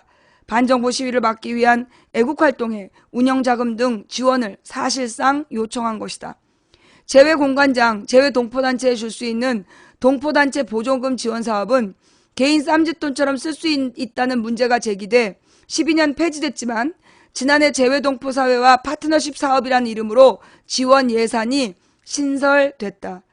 결국 국민 세금으로 이런 짓거리 했다는 얘기야. 국민 세금으로. 그런데 재외공관은 맞춤형 재외동포사회 지원사업에 한정해 지원하라는 국회 외교통일위원회의 부대 조건을 어기고 주로 안보단체와 관련해 북한 정세 관련 세미나, 통일안보 세미나, 강연회 등 사업에 지원한 것으로 나타났다. 국민 세금으로 이렇게 한 거야. 김성곤 더불어민주당 의원실은 주 영국 대사관의 경우 6월 북한군 출신 탈북자를 강사로 초빙해 통일 관련 토론회를 개최했고 주 홍콩 영사관 또한 같은 달 국방대 안보대학원 교수를 강사로 통일 강연 행사를 가졌다. 주 영국 대사관이 작성한 결과 보고서에는 김대중 노무현 정부의 대북 유화 정책은 실패라는 취지의 내용도 담긴 것으로 알려졌다고 전했다. 의원실 관계자는 우리나라로 따지면 할아버지들 단체를 대상으로 노무현 전 대통령은 빨갱이라는 내용의 정신교육을 시키고 있는 것이라고 말했다. 국민 세금으로. 국민 세금으로. 재향군인의 해외 지회가 벌어지는 집회 내용도 철저히 박근혜 정부가 추진하는 정책을 옹호하는 쪽에 초점이 맞춰져 있다. 지난해 11월 미주, 독일, 뉴질랜드 지회 재향군인회는 역사교과서 국정화에 대해 미래 대한민국의 주역인 학생들에게 진실과 사실이 기록된 역사를 가르쳐 올바른 꿈과 비전, 긍지와 자부심을 심어줄 것이라는 내용의 성명을 발표했다. 지난해 9월 28일 박근혜 대통령이 유엔 총회 참석자 뉴욕의 한국문화원을 방문하자 재향군인의 뉴욕지회 소속 회원 50명이 박근혜 대통령님 사랑합니다. 뉴욕 동포 90%는 박근혜 대통령님을 지지합니다. 라고 적힌 현수막을 펴들었고 대통령은 이들을 향해 손을 흔들었다. 지랄 연병이 창궐을 했어. 아주 그냥.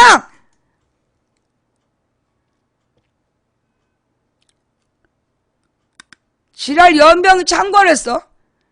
중요한 건 이 모든 돈이 세금으로 운영됐다는 거야.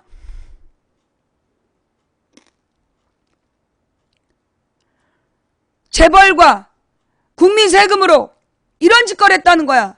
그런데 여러분, 엊그저께 박근혜가 세월호 특별조사위원회에 대해서 뭐라 그런지 들었죠. 세월호 특별조사위원회 돈이 많이 들어서 활동 연장 못한다.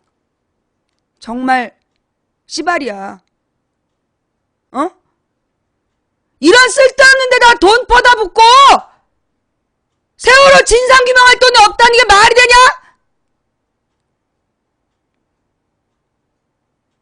죽고 싶어 환장을 했어 아주 그냥.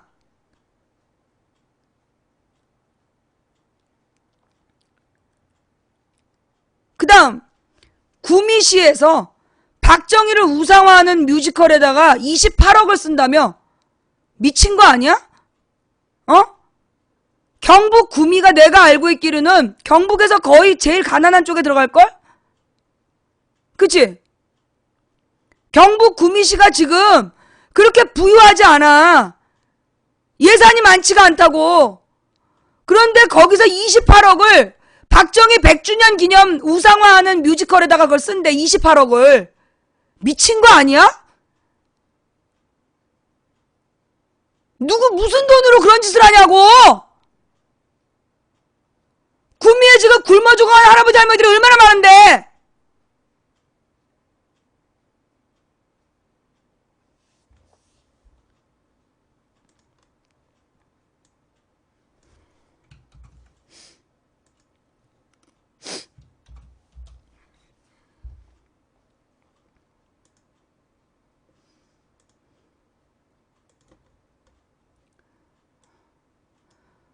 구미시 박정희 우상화 창작 뮤지컬에 28억 투입, 구미 참여연대 시민 80% 이상 박정희 뮤지컬 제작 반대, 전면 취소하라. 이거 봐, 이거 봐. 완전히 김일성 동상만 해. 엄청 큰 거 아니야.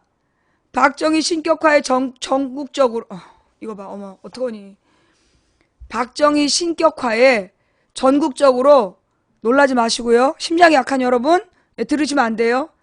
1,900억 원에 달하는 예산이 투입됐대. 박정희 우상화 작업에 전국적으로 1,900억 원에 달하는 예산이 투입. 세금 먹는 하바라는 비판이 거센 가운데 뭐? 세월호 돈이 많이 들어가서 진상조사 못해? 이 씨발 장난하나.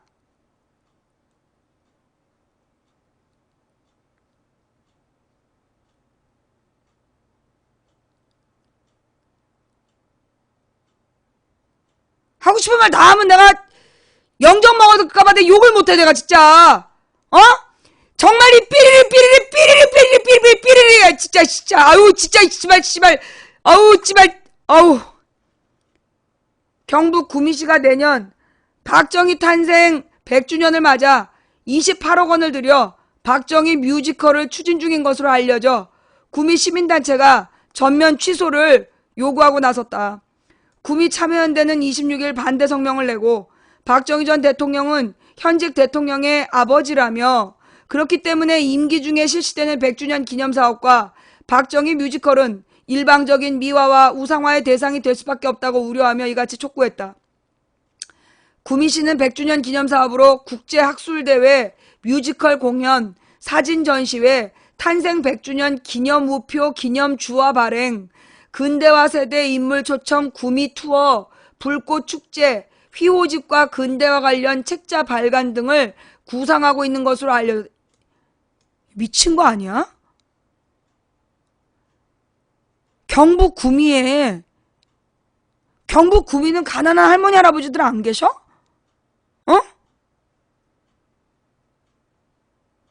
구미 참여연대는 100주년 기념사업에 필요한 예산으로 뮤지컬 제작에만 약 30억 원이 책정되어 있고 전체적으로 40억 원 가까운 예산이 소요될 것으로 추산되고 있다고 전했다. 이들은 이미 구미는 박정희 생가 공원화 사업과 새마을 테마파크 사업에 1,000억 원 이상을 투입하고 있는 상황?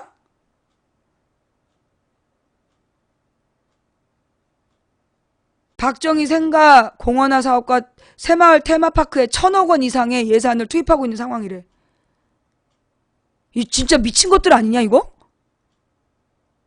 이미 1,000억 원을 투입하고 있는 상황이고 앞으로 새마을 테마파크와 생가 주변 시설의 유지와 관리 예산만 해도 한 해 수십억 원이 필요한 상황에서 일회성 행사에 40억 이상의 예산을 쏟아붓는 일은 납득하기 어려운 일이라고 지적했다.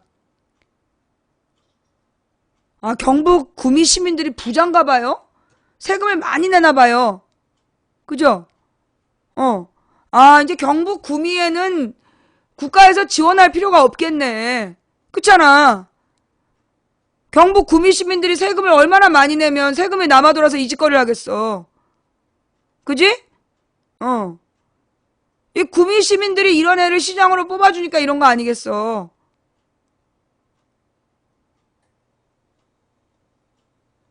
이게 효녀냐? 이게 효녀야? 미친 거지? 이걸 효녀 났네 이렇게 얘기하는 네가 미친 거야. 너도 미친 거야. 이게 효녀냐? 이런 거 보면 다 박정희 욕하지? 아주 부전여전 쌍으로 미쳤다 그러지? 이게 무슨 효녀야?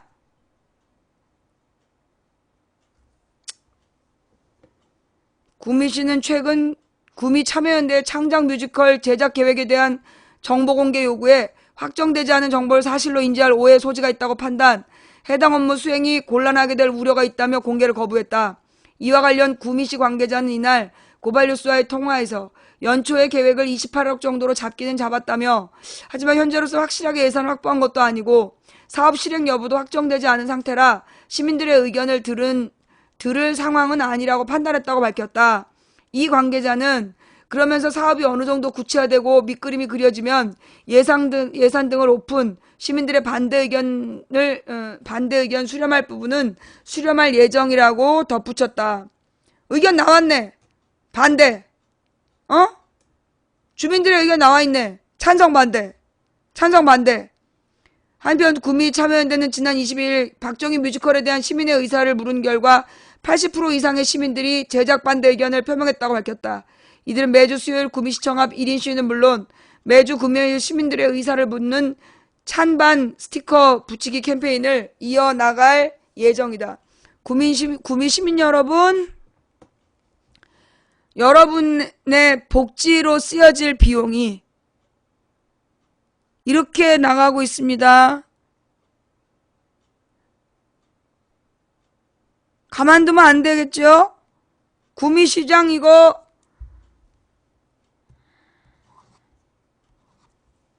저기 해야 되는 거 아니야? 주민 소환해야 되는 거 아니야? 구미 시민들은 여기 반대 안 해요? 즉 구미 시민 80%가 지금 반대하고 있다는데 구미 시민들 왜 이걸 두고 보고 있지? 예. 주민 소환제 해야 될 것 같은데? 예. 자, 일단 여기까지 하고 노래 또 한 곡 듣고, 거친 시청자가 많은 방송 1위에 등극했군요. 거친 시청자가 많은 방송 1위에 등극시켜주신 시청자 여러분께 진심으로 감사를 드립니다. 우리가 오늘 과격한 내용을 읽다 보니까 거칠어주신 시청자 여러분께 진심으로 감사드리고, 앞으로도 쭉 거친 시청자가 많은 방송 1위에 등극시켜주실 것을 부탁드리면서 노래 한 곡 듣겠습니다.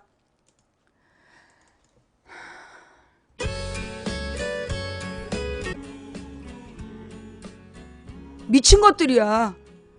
만약에 전라도에서 김대중 우상화 작업한다고 1900억을 쓴다 그래봐. 전라도에서 혹은 노무현 정부에서, 아니 우리 다음 정부에서 김대중 우상화 작업에 1900억을 쓰겠다. 가만히 있겠냐고. 가만히 있겠어? 폭동이 일어날까, 폭동이. 미친 게 틀림없어. 이게 구미시가 도대체 예산이 얼마나 되는지 모르겠는데, 경북 구미시가 뭐 예산이 1조 원쯤 되나? 어떻게 박정희 우상화에 1000억을 넘겠어? 이것도 미친 거 아니야? 경북 구미가 그렇게 부자 동네예요? 뭐 예산이 강남만큼 나와? 미친 것들이야 완전히. 옥시 사건은 당시 DJ 정부의 책임이 있다고 생각하는데 망치 부인님은 어떻게 생각하시나요? DJ 정부에서 무슨 책임이 있는지 한번 써봐. DJ 정부에서 무슨 책임이 있는지 한번 써보고, 그래서 지금 박정희의 1900억은 문제가 없다라고 생각하는 거야? 지랄 연병이 창궐을 했어. 옥시에서 그 가습기 살균제를 내놓은 거, 그거 2004년인가 2002년인가 아니야? 그걸 김대중 정부의 책임으로 몰아가는 이유는 또 뭔데? 무엇보다 그거 밝혀진 게 이명박 때야. 그런데 이명박 때 밝혀졌는데 이명박 정부 차원에서 숨긴 거 아니야. 근데 그게 왜 또 김대중 잘못이야? 아, 이제 박정희 1900억 나오니까 이게 물타기로 옥시 얘기하는 거야? 아니, 지금 대한민국의 경북 구미시가요, 1년 예산이 얼마예요? 도대체 1년 예산이 얼마길래 박정희 우상화에 1000억을 넘겠어? 그렇게 부자야? 경북 구미가?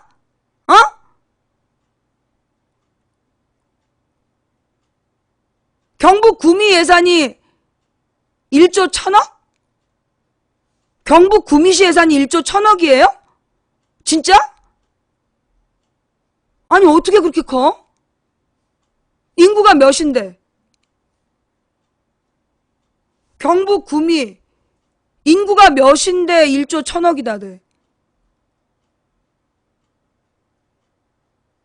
정말로 그렇게 예산이 많아요?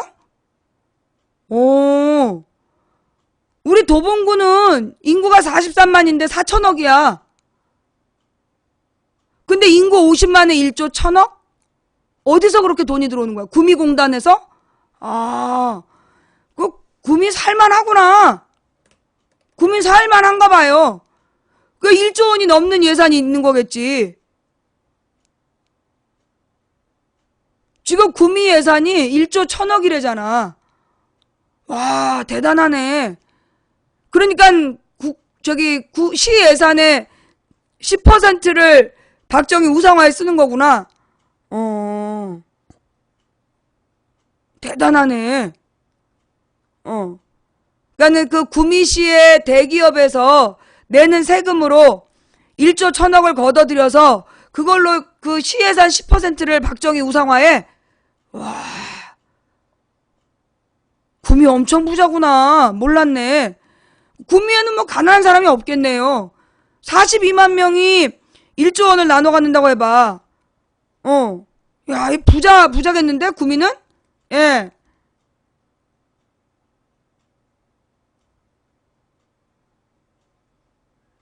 LG, 필립스 뭐 이런 공장들이 많아서, 뭐 하여튼 뭐 구미 인구가 42만 명인데 1년에 1조 1000억을 쓴다니 엄청난 동네구만.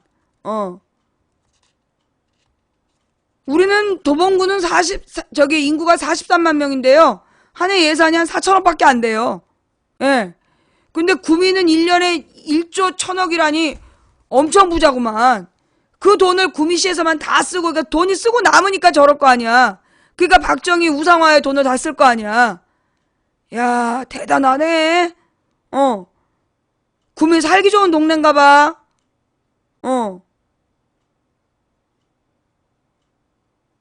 16년도 회계 예산이 1조 2156억이래.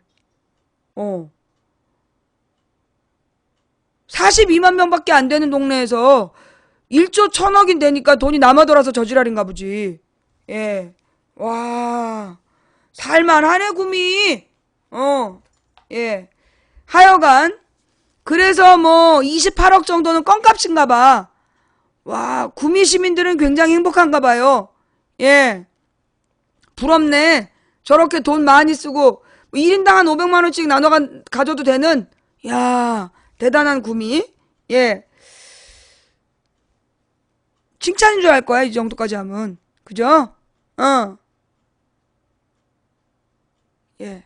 자, 다음 이야기로 하여튼 넘어갑시다. 와, 정말, 그러니까 구미에서 박정희를 우상화 하겠지. 그죠? 어떤 50만 도시가 1조 1000억이나 쓸 수 있겠어. 거의 강남 수준이야. 예. 강남구 수준이야, 강남구 수준. 그러니까 그 박정희를 우상화할 만하네. 예. 그런데 그 구미시에 들어가 있는 대기업한테 거둔 세금을 구미시에서만 다 써도 되는 거야? 그 대기업들에게 국가에서 특혜 대출해주고 그렇게 국가의 지원으로 큰 회사인데 그 세금을 몽땅 구미에서 다 먹어도 되는 거야? 어? 좀 문제 있는 거 아니야? 예. 전라도에 원자력 발전소 몇 개 건설하자. 이건 웬 또 미친 소리야! 핵발전소를 왜 지어? 아, 우리 방송이 아무래도 미친놈들이 너무 많이 들어오는 것 같아. 내가 요즘에 너무 서정적으로 굴어주나 봐. 세상이 막 우스워 보이나 보지? 미친 거 아니야? 예. 자, 경북이 진짜 이러니까 박정희 우상화에 새누리당 묻지마 1번을 찍어주는구나. 처음 알았어요. 구미 예산 이렇게 많은지. 와, 그 구미 예산 좀 한번 분석해보고 싶네. 복지 예산은 어느 정도인지. 그 시민들의 복지는 어느 정도인지. 대기업이 많으니까 뭐 대기업 차원에서 복지가 잘 되나 보죠? 그죠? 구미 사람들은 박근혜한테 완전 충성을 맹세한 거지? 오늘 처음 알았어요. 앞으로 구미에 대해서 연구 좀 해봐야 되겠어. 걔네들의 세금 세입 구조, 그 세입 구조에 대해서 이게 온전히 지네들끼리만 먹고 살만한 내용인가? 구미에 있는 대기업들에게 국가에서 특혜는 없었는가? 따져봐야 되겠네요. 그죠? 예. 다음 이야기로 넘어갈게요. 예. 구미 시민들도 다 부자예요? 대구에서 구미로 인구 이동이 많다. 아, 구미가 제일 잘 사는구나? 아, 대구에서 구미로 이동을 많이 하고, 구미가 제일 부자인가 봐요. 대구에서 구미로 출퇴근한대. 이야, 대단하네요. 그런 부자 동네에다가 국가에서 설마 예산 지원을 하진 않겠지. 그죠? 구미 시청 게시판 보니까 쪽팔린다고 써있네요. 조금 팔리겠죠. 조금 팔리겠지.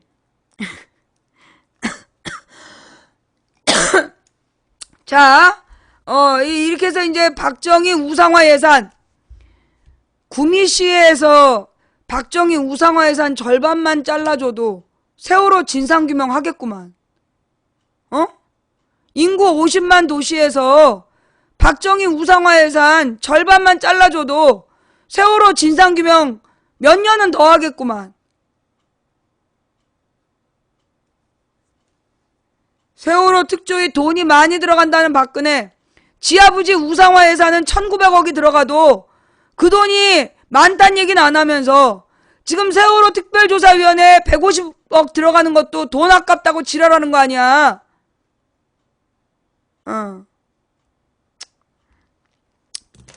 자, 근데 박근혜가 도대체 왜 이러나?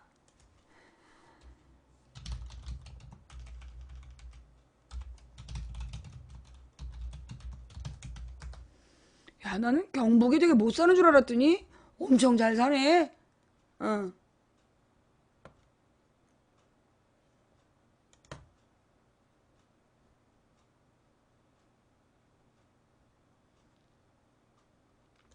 프레시안.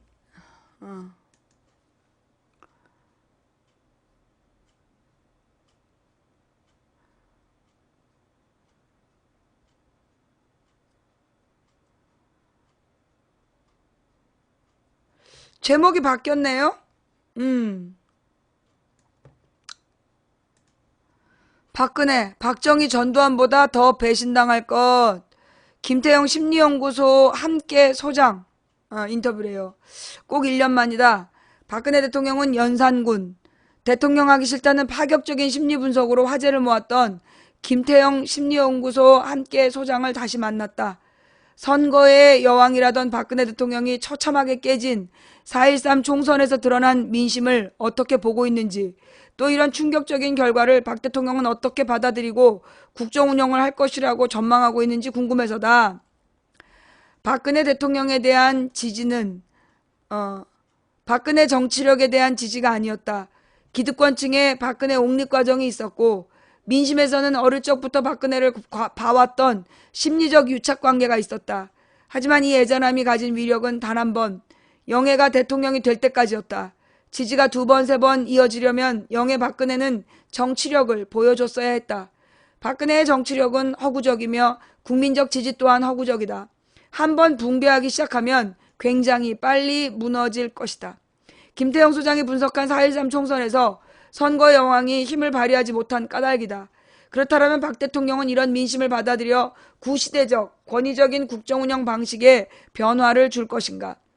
박 대통령은 두려움이 많고 불안감이 크다. 이런 유형은 세상을 향해 방어막을 치고 산다. 아마도 4.13 총선 결과를 받아들이지 못할 것이다. 자신의 권력에 더 집착하게 된다. 박 대통령은 오히려 무리수를 두는 방향에서라도 장기 집권이나 후기 구도에 집착할 가능성이 높다.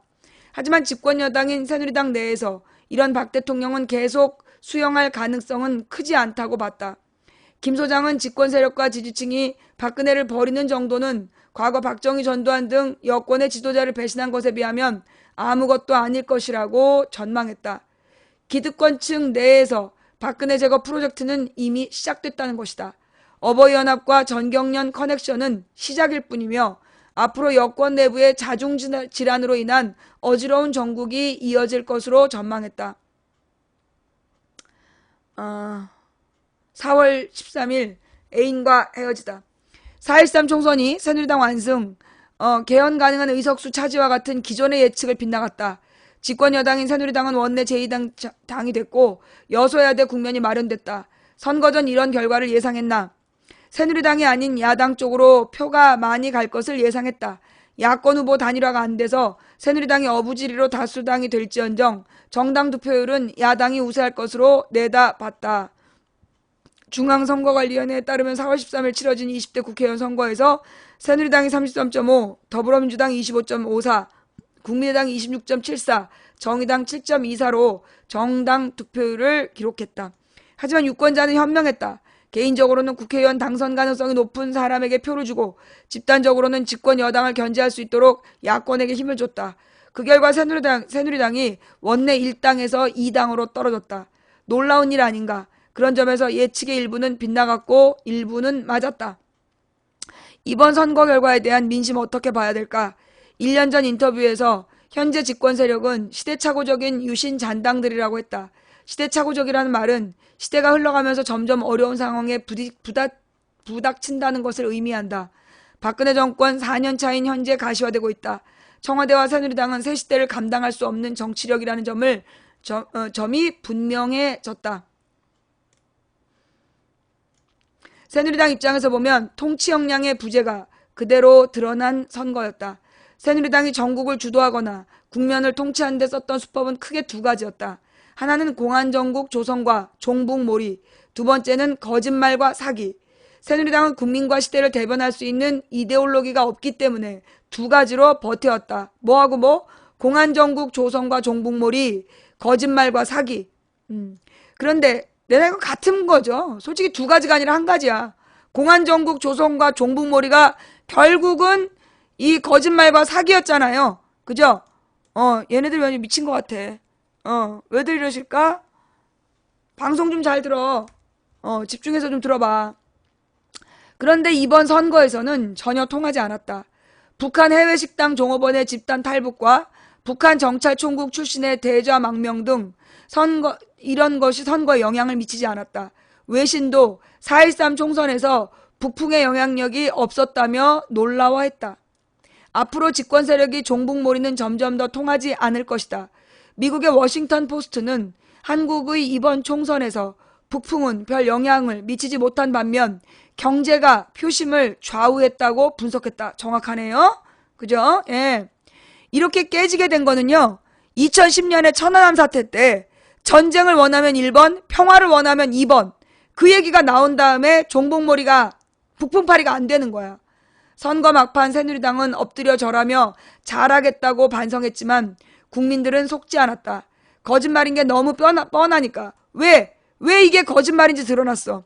세월호 직후에 지방선거에서 한 번만 봐주십시오. 머리끝부터 발끝까지 바꾸겠습니다. 그렇게 얘기했던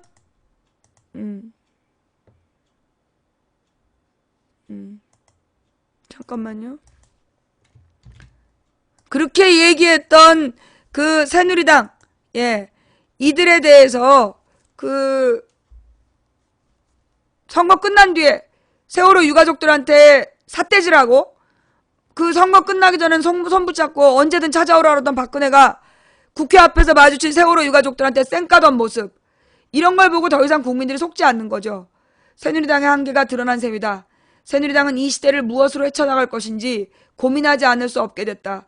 선거 패배에 대한 내부 수습책도 없지 않나. 있을 수가 없다.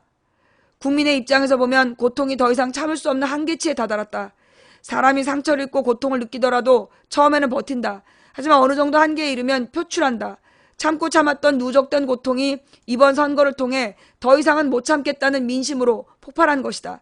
사실 애인과 헤어질 때도 한 번에 이별하는 것이 아니지 않나. 여러 번에 걸쳐 불신이 쌓이고 믿었다가 또 배신당하기를 반복하면서 분노에 이른다. 그러다 어느 순간 이젠 안 되겠다는 생각이 든다. 지금 민심이 그 상태다.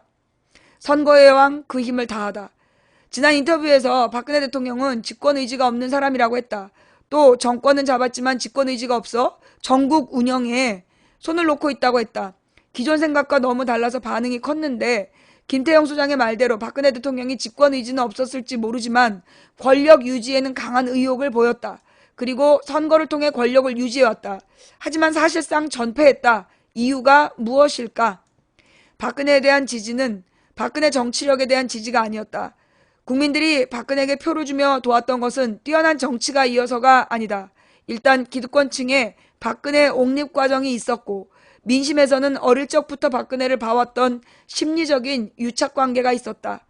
애잔함 또한 애잔함 또는 불쌍하다는 정서가 밑바탕이 된 영의 박근혜가 한 번은 대통령을 해야 하지 않을까 하는, 하지만 이 애잔함이 가진 위력은 단 한 번, 영예가 대통령이 될 때까지였다. 선거의 여왕이라는 별명도 그래서 생긴 것이다. 하지만 자기가 두 번, 세 번, 지지가 두 번, 세 번 이어지려면 영예 박근혜는 정치력을 보여줬어야 했다. 그래야 한 번 도와주고 끝낼 게 아니구나. 박근혜 괜찮은 사람이네. 더 도와줘야겠다는 마음이 생길 텐데 대통령이 된 이후 그의 모습은 후회스러웠다. 그저 불쌍하다는 생각에 지지했는데 내 생각이 틀렸구나라는 내면의 반성마저 불러왔다. 선거의 여왕은 그래서 끝난 것이다. 박근혜 지지자들도 할 수 있는 한 다 해줬다고 생각할 것이다. 대통령 때까지 지지해줬으면 심리적으로 빚진 것 없지 않냐. 이제는 그만 내려와라는 심리로 유착관계가 끝난 것이다. 이번 선거에서 보수 유권자 다수가 기권한 것은 이런 의미다. 선거의 여왕을 더 이상 도와주지 않겠다는 뜻이었다.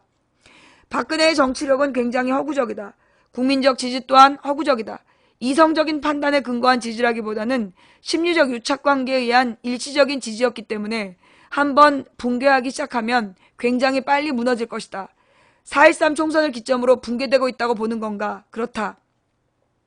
선거 전만 해도 박근혜 지지율은 무너지지 않는 콘크리트 지지율이라고 했다.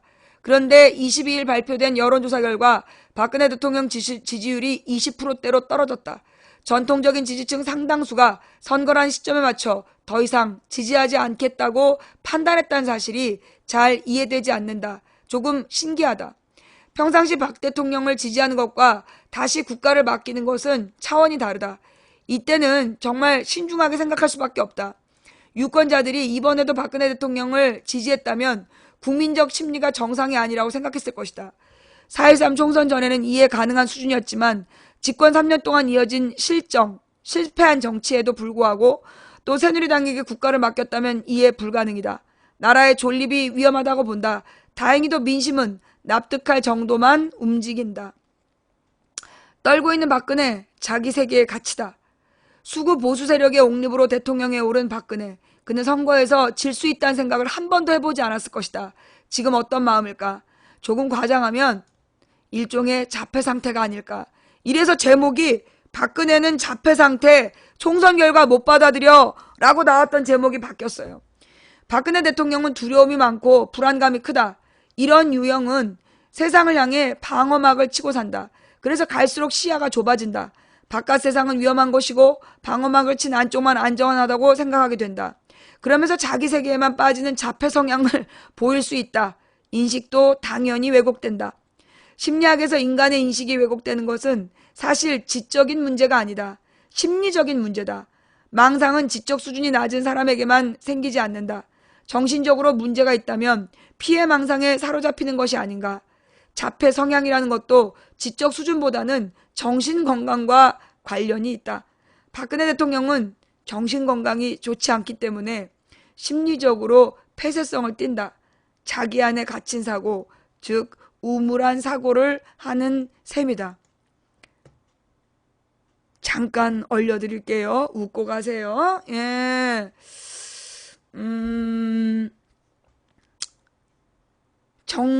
박근혜 대통령은 정신 건강이 좋지 않기 때문에 심리적으로 폐쇄성을 띈다. 자기 안에 갇힌 사고, 즉 우물한 사고를 하는 셈이다. 자, 때 맞춰서 녹여주니까 좋지? 아마도 4.13 총선 결과를 받아들이지 못할 것이다. 자신에게 불리한 결과나 비판을 받아들인다는 것은 정신건강이 좋다는 의미다. 나에게 불리한 결과를 인정해도 나는 무너지지 않는다. 나는 버틸 수 있다. 나를 바꿔서 앞으로 더 나아갈 수 있다는 자신감이 있어야 받아들일 수 있다. 하지만 정신건강상 난 붕괴될 것 같다. 더 이상 견디지 못하고 무너질 것 같아 라는 생각이 들면 못 받아들인다. 일반적으로 비판 수용을 잘하는 사람은 내면이 센 사람이다. 받아들이지 못하는 사람은 내면이 약한 사람이다. 비판을 받아들이면 스스로 무너질까 두려워한다. 박근혜 대통령은 당연히 후자다. 선거 결과를 절대로 받아들일 수 없는, 자기가 약한 마음에 기둥이나 힘이 전혀 없는 두려움으로 가득 찬 사람이다.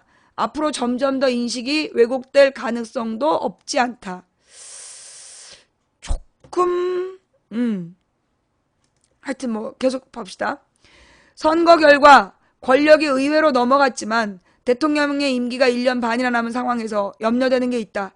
국민은 이번 선거를 통해 국정 운영의 방향을 바꿔달라고 주문했다. 정상적인 대통령이라면 더군다나 단임제이기 때문에 자신의 남은 임기를 국민의 마음을 달래는 쪽으로 초점을 맞춰야 한다.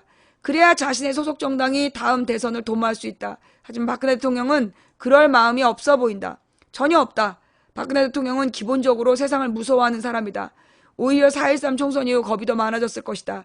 박 대통령 입장에선 이번 총선에서 의석을 많이 확보해서 중임제나 의원 내각제 등 개헌을 노렸을 것이다. 왜냐하면 무서우니까. 그런데 실패했다. 이 경우 합리적인 사고를 한다면 표심을 파악해 국정 운영의 방향을 바꿀 것이다. 최소한 흉내를 내서라도 대통령 임기 말까지 국정을 안전하게 운영해야 한다. 하지만 박 대통령은 반대다. 이것 봐라. 존의를 보장하기 위해 시나리오를 세워놨는데 이대로는 너무 위험하다라고 생각할 것이다. 그러면 자신의 권력에 더 집착하게 된다. 박 대통령은 오히려 무리수를 두는 방향에서라도 장기 집권이나 후기 구도에 집착할 가능성이 높다. 단 새누리당 내 지지가 없을 가능성이 있다.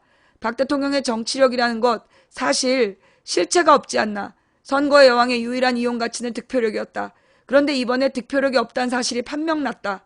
이용 가치가 떨어졌기 때문에 주변에서 박 대통령과 거리를 둘 것이다. 그러니까 새누리당에서 차라리 탈당했으면 좋겠다 그러잖아. 집권 세력과 지지층이 박근혜를 버리는 정도는 과거 박정희, 전두환 등 집권 여당의 지도자를 배신한 것에 비하면 아무것도 아닐 것이다.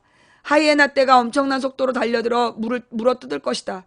그리고 박 대통령은 독자적인 지도력이 없기 때문에 민심 위반을 넘어 여권 내부의 반란이 제어가 불가능한 수준으로 폭발할 가능성이 있다.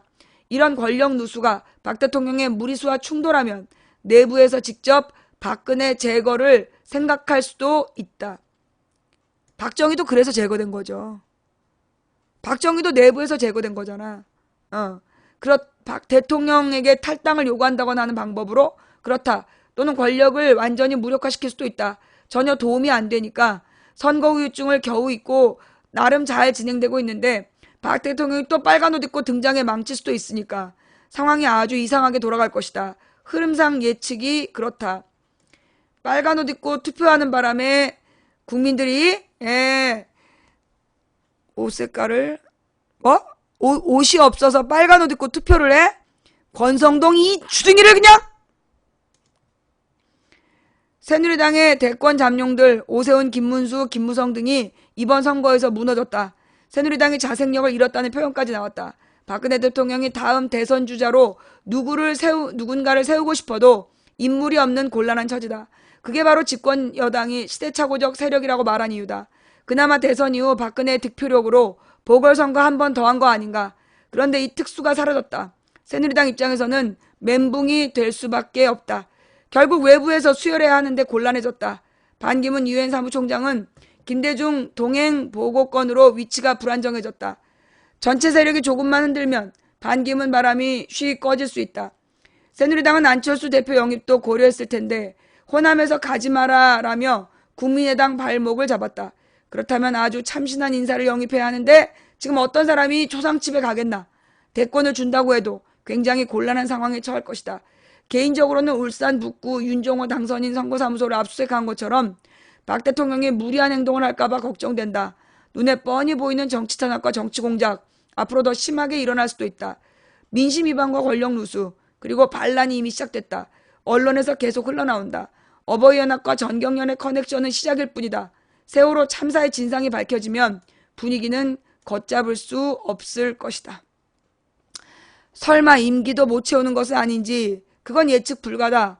박근혜 대통령 본인이 현명한 방향으로 4.13 총선 결과를 움직이지 않으리라는 것은 확실하다. 누가 코치라도 받아들일 수 있는 심리 상태가 아닐 것이다. 박근혜 정부 1기는 김기춘 전 비서실장 등 올드 세력이 보좌했다. 이들은 정치 공작의 달인이기 때문에 시나리오대로 비교적 잘 진행해왔다. 사태를 수습하려 하지 않을까. 정치 공작의 달인은 맞는데 어버이연합이나 서북청년단과 같은 시민단체를 만들어 친정부 집회를 하고 국정원을 통해 민간인을 사찰하고 댓글을 조작하는 것은 유신시대 방식이다. 구시대적이고 시대착오적이다. 2016년 현재를 살아간 이들에게 통용되는 방식이 아니다. 좀 더 세련된 방식이라면 모를까. 유신시대 방식의 정치 공약으로 얻을 수 있는 것은 박근혜 대통령 당선이 끝이다. 그들이 나선다고 해도 현 사태를 수습하기는 어려울 것이다. 이번 총선 결과를 긍정적으로 보면 국민이 박근혜라는 구정치 세력을 심판한 것이다. 그러나 다른 한편은 원내 1, 2, 3당의 정치적 색깔이 보수화되면서 진보 정당의 몫은 더 줄어들었다. 민심이 정확하게 반영된 것일까라는 의문이 생긴다. 그리고 더민주나 국민의당이 기존 야당의 위치보다 더 오른쪽으로 이동했다. 국민에게 또 어떤 실망감을 줄지, 앞으로 민생을 얼마나 힘들게 할지 걱정이다. 선거 후 나타난 이런 흐름을 어떻게 보고 있나.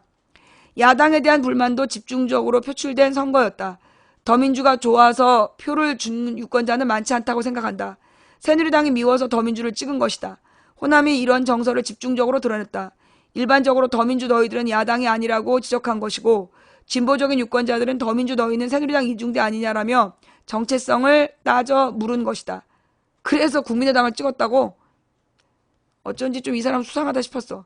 특히 지난해 세월호 특별법 당시 비상대책위원장 겸 원내대표였던 박영선 의원이 선거 전 더민주가 다수당이 아니라 새누리당과 타협할 수밖에 없었다며 더민주를 찍어달라고 했다.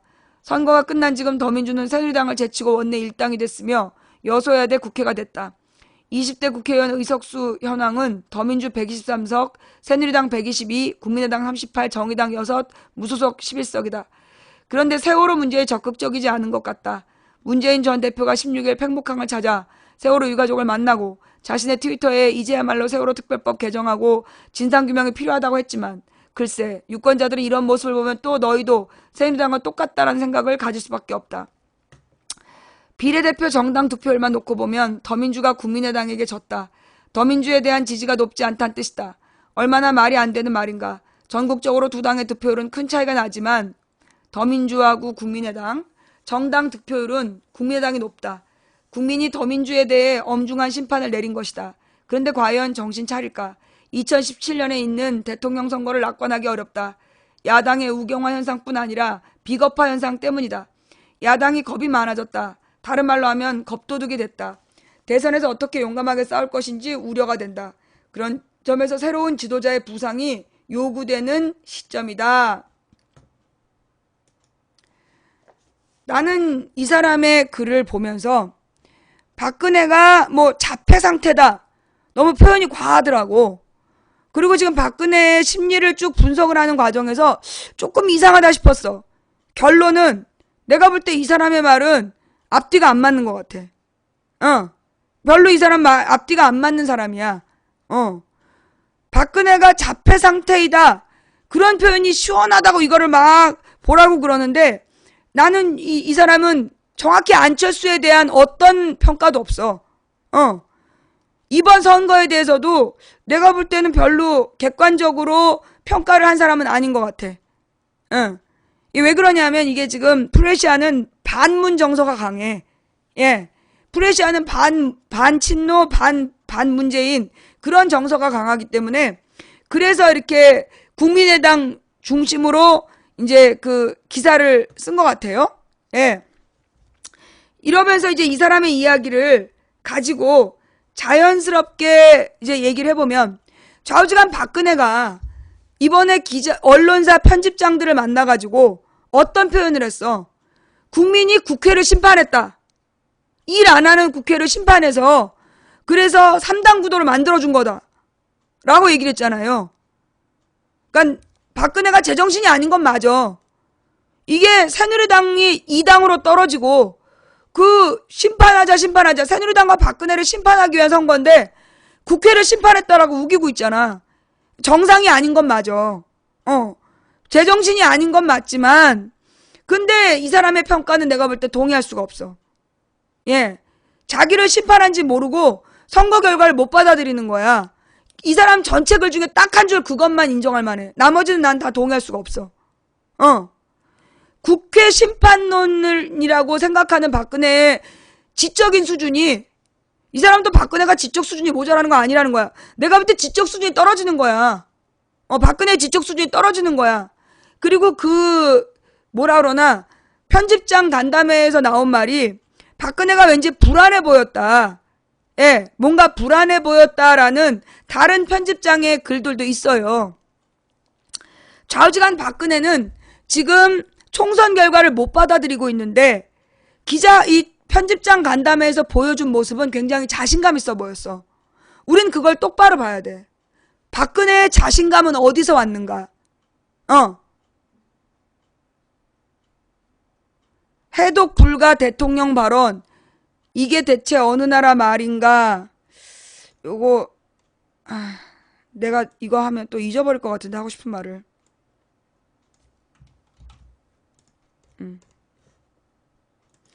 박근혜가 믿는 구석이 있다는 거예요. 예. 박근혜가 지금 믿는 구석이 있다. 뭘 믿는 구석이 있는 거냐? 안철수를 믿는 거예요. 지금 벌어지는 모습은요. 새누리당은 정리 수순으로 가고 있다는 거야. 만약에 새누리당을 살릴 의도가 있다면 11명의 무소속을 빨리 받아들였을 것 같아. 근데 지금 11명의 무소속을 흡수해서 다시 1번이 되려고 하지 않잖아. 지금 나타나고 있는 모습을 보면 지금 박근혜가 믿는 건 안철수와 박지원이다. 예. 지금 현재 박근혜가 믿는 건 안철수와 박지원이야. 그리고 일부러 새누리당을 지금 죽은 상태로 냅두는 것 같아요. 그래서 결국은 이제 이 박지원이가 주도하는 국민의당이 계속해서 더불어민주당을 공격하게 하고 나중에 이 국민의당하고 새누리당하고 힘을 합쳐서 그래서 결국 안철수 대통령 만들기 그 프로젝트를 가면 된다는 거야. 내가 계속 얘기했잖아. 팩트 1. 새누리당은 대통령 후보가 없다. 안 보인다. 그죠? 팩트 1. 새누리당은 대통령 후보가 안 보여. 그런데 박근혜가 굉장히 자신감이 있어. 뭔가 있다는 거야. 누구야? 안철수. 지금 안철수를 새누리당은 차기 주자로 보고 있다. 이게 언제랑 똑같냐면 92년이랑 그러니까 89년? 90년? 그때랑 똑같아요. 노태우가 대통령이 됐는데 그러니까 전두환이 노태우를 세웠어. 그때랑 똑같아. 전두환이 노태우를 세웠는데 노태우를 세워서 대통령이 됐지만 노태우 후임이 안 보이는 거야. 민자당에서 노태우의 후임이 안 보였어. 그때 김영삼이 김대중하고 막 대결 구도를 하고 있다가 김대중한테 내용해서 밀리니까 노태우한테 투항하는 거야. 그래서 3당 합당이 된 거야. 그리고 김영삼이 92년 대통령 선거에 당선이 되는 거거든요. 지금 얘네들은 그런 구도로 가고 있는 거 아니냐. 딱 그 시점이야. 87년 60항쟁 이후에 노태우가 대통령은 됐지만 88년 국회에서 여소야대가 됐단 말이야. 김대중당, 그 다음에 김영삼당, 그 다음에 충청도의 자민련, 그때 공화당이었죠. 세 개 합친 게 그 노태우 당보다 훨씬 많이 뽑힌 거야. 그래서 여소야대가 됐어. 근데 그 여소야대 국면이 누가 소설이라 그랬어? 누가 소설이란 얘기가 나왔어? 고마워. 인증하는 거죠. 지금 상황은 새누리당은 대권 후보가 없어. 국민의당에는 누가 안철수가 있지만 그 안철수를 대통령으로 만들 수 있는 힘이 없어. 그러면 안철수가 대통령이 될 수 있는 유일한 방법은 뭐밖에 없다. 새누리당이랑 호남이 손잡고 안철수를 대통령 만드는 거야. 내가 계속 얘기해온 거야. 지금 얘네가 잡고 있는 구도는 그거다. 새누리당과 호남이 손잡고 안철수를 대통령 만드는 거다. 그래서 우리가 호남의 반문 정서에 대해서 똑바로 이해해야 된다는 거야. 근데 지금 문재인 지지자들은 그걸 못 받아들이고 있어. 그럴 리가 없다. 그럴 리가 없다. 계속 그러고 있기 때문에 이게 대선이 지금 답이 안 보이는 거야. 지금 천정배는 자기를 개혁 세력이라고 주장하고 있지만 지금 박지원이 그 천정배나 안철수 둘의 대통령 선거를 위해서 국민의당이 존재하는 게 아니다. 이 말은 안철수를 잡는 게 아니라 천정배 잡는 말이야. 지금 이제 이 박지원이 말이에요. 박지원이 뭐라고 얘기를 했냐면 대통령의 요청이 있으면 국회의장을 새누리당과 협조하겠다. 팩트지? 지금 박지원이 어제 오늘 계속 한 얘기가 뭐냐. 박근혜의 요청이 있다면 국회의장 새누리에 협조하겠다.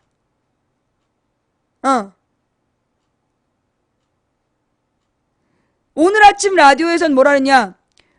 돌을 맞아 죽더라도 박근혜에게 협조하겠다. 말을 장황하게 했지만 간단하게 얘기하면 박근혜에게 협조하겠다는 거야. 예. 박지원 국회의장직 박 대통령이 요청하면 새누리에 줄 수도 있다. 국민의당